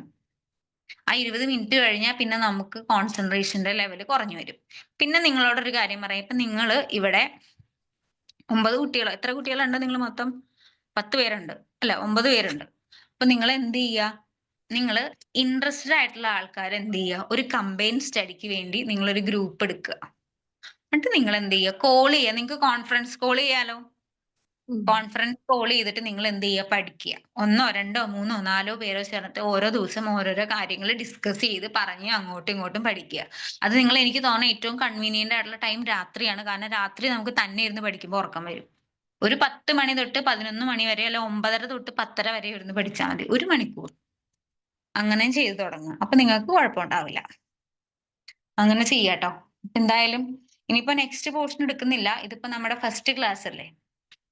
ബാക്കി അപ്പൊ നമ്മൾ ഇവിടെ വരെ അല്ലേ, എവിടെ വരെ നമ്മൾ പറഞ്ഞു നിർത്തിയത്? SI യൂണിറ്റിന്റെ വരെ അല്ലേ പറഞ്ഞു നിർത്തിയത്? അതെ അതെ. പിന്നെ ആ കൊടുത്തിരിക്കുന്ന താഴത്തെ ടേബിളിലെ ടെട്രാമീറ്റർ, ഗിഗാമീറ്റർ, മെഗാമീറ്റർ എന്നൊക്കെ പറഞ്ഞു കൊടുത്തിട്ടില്ലേ, അത് ചിലപ്പോ എക്സാമിനെങ്ങാനും ഒരു മാർക്ക് ക്വസ്റ്റ്യൻ ആയിട്ട് ചോദിക്കാം. അത് മുഴുവൻ പഠിക്കാൻ ഇത്തിരി പാടുണ്ട്. പഠിക്കാൻ പറ്റുന്നവര് പഠിക്കുക, അല്ലാത്തവര് അത് അവോയ്ഡ് ചെയ്ത് സ്കിപ്പ് ചെയ്ത് കളയുക. വേറെ നമുക്ക് കുറെ കാര്യങ്ങൾ പഠിക്കാനുണ്ടല്ലോ. ഇനി നിങ്ങൾക്ക് ഇന്ന് പഠിപ്പിച്ചതിൽ എന്തെങ്കിലും കാര്യത്തിൽ ഡൗട്ട് ഉണ്ടോ? ഉണ്ടോ? ഇല്ല, പക്ഷെ ഇതിലാണ് ഡൗട്ട്. ക്വസ്റ്റ്യൻ എങ്ങനെ പഠിക്കണമെന്നുള്ളതില്ല, അത് മാത്രമേ ഉള്ളൂ. അത് മിസ് പറഞ്ഞ അത്രയും പഠിച്ചോളാം. ഞാൻ എന്തായാലും ഇന്ന് നിങ്ങളിപ്പോ ഇനി ഗൈഡ് അയച്ചു കൊടുക്കുമ്പോ ഞാൻ അതിന്റെ നോട്ട് എഴുതിയിട്ട് കൊടുത്തോളാം. അത് നോക്കിയിട്ട് ഇതിനകത്ത് ഇല്ലാത്തതും ഗൈഡിലുള്ളത് ഞാൻ ഗൈഡ് എന്ന് പറഞ്ഞ പോർഷൻ എഴുതിയിട്ട് നിങ്ങൾക്ക് റെഫർ ചെയ്യാൻ പാകത്തിന് എഴുതിയിട്ട് നിങ്ങൾക്ക് ക്ലിയർ ആക്കി നോട്ട് തന്നോളാം ഞാൻ. Okay ma'am. മാം, പഴയ ഒരു ക്വസ്റ്റ്യൻ പേപ്പർ ഒന്ന് സാമ്പിൾ ആയിട്ടൊന്ന് കാണിക്കുമോ മാം ഒരു ദിവസം? അത് കാണിക്കാം. അത് നിങ്ങൾക്ക് എന്തായാലും ആൻസർ ചെയ്യാൻ തരും നമ്മള്. അത് ഓഫീസിൽ ചോദിച്ചിട്ടുണ്ടെങ്കിൽ അത് അവർ തരും. ഞാനല്ല അത് അയച്ചു തരണത്. നിങ്ങൾക്ക് ഓഫീസിൽ നിന്നാണ് ഡീൽ ചെയ്യുന്നത് ഫുള്ള് കംപ്ലീറ്റ്. നമുക്ക് ക്ലാസ് എടുക്കുക, നോട്ട് ഇത് ചെയ്യുക എന്നുള്ളത് മാത്രമേ ഉള്ളൂ. ഞാൻ എന്തായാലും നിങ്ങളുടെ ഗ്രൂപ്പിൽ ഇടാൻ മിസ്സിനോടൊന്ന് പറയാം. നിങ്ങൾക്ക് എന്തായാലും ക്വസ്റ്റ്യൻ പേപ്പർ ആൻസർ ചെയ്യും. എക്സാമിന് മുമ്പ് ക്വസ്റ്റ്യൻ പേപ്പർ ആൻസർ ചെയ്യും. നിങ്ങൾക്ക് ഒരു മോഡൽ എക്സാം നടത്തും. എല്ലാം നമ്മൾ ചെയ്തതിന് ശേഷമാണ് നിങ്ങൾക്ക് ഇത് ചെയ്ത് നിങ്ങൾ എക്സാമിന് പോകുന്നത്. നിങ്ങൾ പഠിക്കുന്ന രീതി ശരിയായാലാണ് കാര്യമുള്ളൂ കേട്ടോ. ഓക്കെ, അപ്പൊ നമുക്ക് ഇന്നത്തെ ക്ലാസ് വൈൻഡപ്പ് ചെയ്യാം. ഇനി ഈ ക്ലാസ്സുകളിലെ എന്തെങ്കിലും കാര്യങ്ങൾ സംശയം ഉണ്ടെങ്കിൽ നിങ്ങൾ എന്ത് ചെയ്യുക, നെക്സ്റ്റ് ക്ലാസ്സിൽ ചോദിക്കുക. പിന്നെ കറക്റ്റ് ആയിട്ട് ക്ലാസ്സിൽ കയറുക. പിന്നെ എല്ലാ ദിവസവും 10 മണിക്ക് തന്നെ ആയിരിക്കണം എന്നില്ല കേട്ടോ കെമിസ്ട്രിയുടെ ക്ലാസ്. ചിലപ്പോൾ ഉച്ചയ്ക്ക് ആകാം കെമിസ്ട്രിയുടെ ക്ലാസ്. 12:30-ക്കൊക്കെ കെമിസ്ട്രി, മിക്കവാറും 12:30-ക്കാണ് കെമിസ്ട്രിയുടെ ക്ലാസ് ഇടാറ്. അപ്പൊ ഉച്ചയാന്ന് വിചാരിച്ച് ആരും കയറാതിരിക്കരുത്. എല്ലാവരും ഓൺലൈനായിട്ട് തന്നെ കയറുക. നിങ്ങളുടെ റെസ്പോൺസ് കറക്റ്റ് ആയാൽ മാത്രമേ എനിക്ക് എന്ത് ചെയ്യാൻ പറ്റുള്ളൂ, പ്രോപ്പർ ആയിട്ട് നമുക്ക് പഠിപ്പിക്കാൻ പറ്റുള്ളൂ. നിങ്ങളോട് മനസ്സിലായോ എന്ന് ചോദിക്കുമ്പോൾ നിങ്ങൾ എനിക്ക് കറക്റ്റ് ആയിട്ട് റെസ്പോണ്ട് ചെയ്യണം. അപ്പൊ നമുക്ക് കറക്റ്റ് ആയിട്ട് കാര്യങ്ങൾ ഡീൽ ചെയ്ത് പോവാം. അല്ലെങ്കിൽ എനിക്ക് സംശയമോ നിങ്ങൾക്ക് മനസ്സിലായോ, എവിടെയെങ്കിലും വെച്ച് സ്റ്റക്ക് ആയിട്ടുണ്ടെങ്കിൽ ചില കാര്യങ്ങൾ നിങ്ങൾക്ക് ബുദ്ധിമുട്ടാവും മനസ്സിലാക്കാൻ. മിസ് ഉച്ചയ്ക്ക് വന്നാൽ എനിക്ക് പാടാണല്ലോ മിസ്. ഉച്ചയ്ക്ക് ഒന്നെങ്കിൽ രാവിലെ അല്ലെങ്കിൽ 6 മണി കഴിഞ്ഞിട്ടേ എനിക്ക് പറ്റുള്ളൂ. ആണല്ലേ? അല്ല, നിങ്ങൾക്ക് റെക്കോർഡഡ് ക്ലാസ് അവൈലബിൾ ആകും, കുഴപ്പമില്ല. ഓക്കെ, റെക്കോർഡഡ് ക്ലാസ് അവൈലബിൾ ആകും, കുഴപ്പമില്ല. രാവിലെ ഞാൻ പരമാവധി രാവിലെ എടുക്കാൻ പറ്റുമെങ്കിൽ രാവിലെ എടുക്കാം. എനിക്ക് 11:30 ആകുമ്പോ പോണം. 11:30 ആകുമ്പോഴാണോ പോകുന്നത്? ഞാൻ 11:30-ക്ക് അവിടെ ചെന്നാൽ മതി. പിന്നെ 5:30 വരെ ഉണ്ട്. അത് കഴിഞ്ഞേ എനിക്ക് പറ്റുള്ളൂ. ആണല്ലേ? ഓക്കെ. ഞാൻ എവിടെയാ പോകുന്നത്? കോതമംഗലത്താ, അടിമാലിയിലാ? അല്ല അല്ല അല്ല, ഇവിടെ അടുത്ത് തന്നെയാ, അടിമാലി അടുത്ത് തന്നെയാ. ആണല്ലേ? ഓക്കെ. ഞാൻ പരമാവധി രാവിലെ എടുക്കാൻ പറ്റുമെന്ന് നോക്കാം. ഇപ്പൊ എന്റെ ഹസ്ബൻഡിന്റെ ജോലിയുടെ ഷിഫ്റ്റ് അതൊക്കെ റിലേറ്റ് ചെയ്ത് വന്നു കഴിയുമ്പോഴാണ് ഈ പകലൊരു പ്രശ്നം വരുന്നത്. അപ്പൊ അതിന്റെ ഒരു ഇതാണ്. പിന്നെ ഞാൻ ഓഫ്ലൈൻ ആയിട്ട് ഇവിടെ വീട്ടിലും കുട്ടികളെ പഠിപ്പിക്കുന്നുണ്ട്. അപ്പൊ അതിന്റെ പേരിലും എനിക്കൊരു ടൈമിന് ഒരു പ്രശ്നമുണ്ട്. അപ്പോ ഒക്കെ കൂടി മാനേജ് ചെയ്തിട്ടാണ് ഞാനൊരു ടൈമിൽ എടുക്കുന്നത്. എന്തായാലും രാവിലെ എടുക്കാൻ പറ്റുമെങ്കിൽ ഞാൻ എടുക്കാം. പിന്നെ മാക്സിമം ക്ലാസ് സ്റ്റാർട്ട് ചെയ്യുന്നത് 10 മണിക്കല്ലേ, അതാണ്. എന്തായാലും രാവിലെ എടുക്കാൻ പറ്റുമെങ്കിൽ എടുക്കാം. നിങ്ങൾക്ക് ഇനി കയറാൻ 10 പറ്റിയില്ലെങ്കിൽ നിങ്ങൾ മണിക്ക് എന്ത് മതി. ചെയ്യും? 10 to 11 ഈ ടൈം ആണെങ്കിൽ ഓക്കെ ആയിരുന്നു മിസ്സേ. കുഴപ്പമില്ല, ഞാൻ നോക്കട്ടെ. എന്താ പറയാ, എനിക്ക് ഉറപ്പ് പറയാൻ പറ്റില്ല. പിന്നെ ഓക്കെ. എന്ത് ചെയ്യാം, നിങ്ങളെ ക്ലാസ് എന്ത് ചെയ്യാന്നറിയോ, സ്കിപ്പ് ചെയ്യരുത്. സ്കിപ്പ് ചെയ്യാന്ന് വെച്ചിട്ടുണ്ടെങ്കിൽ ഇപ്പൊ ഇന്നിപ്പോ ഒരു ക്ലാസ് നടന്നിട്ടുണ്ടെങ്കിൽ അത് ഇന്നത്തെ ദിവസം തന്നെ കണ്ടു തീർക്കുക. അല്ലെങ്കിൽ ക്ലാസ്സുകൾ എല്ലാ സബ്ജക്റ്റിന്റെയും പെൻഡിങ് ആവും കേട്ടല്ലോ. ഓക്കെ. അപ്പൊ കണ്ടിന്യൂസ് ആണ് ക്ലാസ് എടുക്കുന്നത്. അപ്പൊ നിങ്ങൾക്ക് ഒരു ബുദ്ധിമുട്ട് വരും.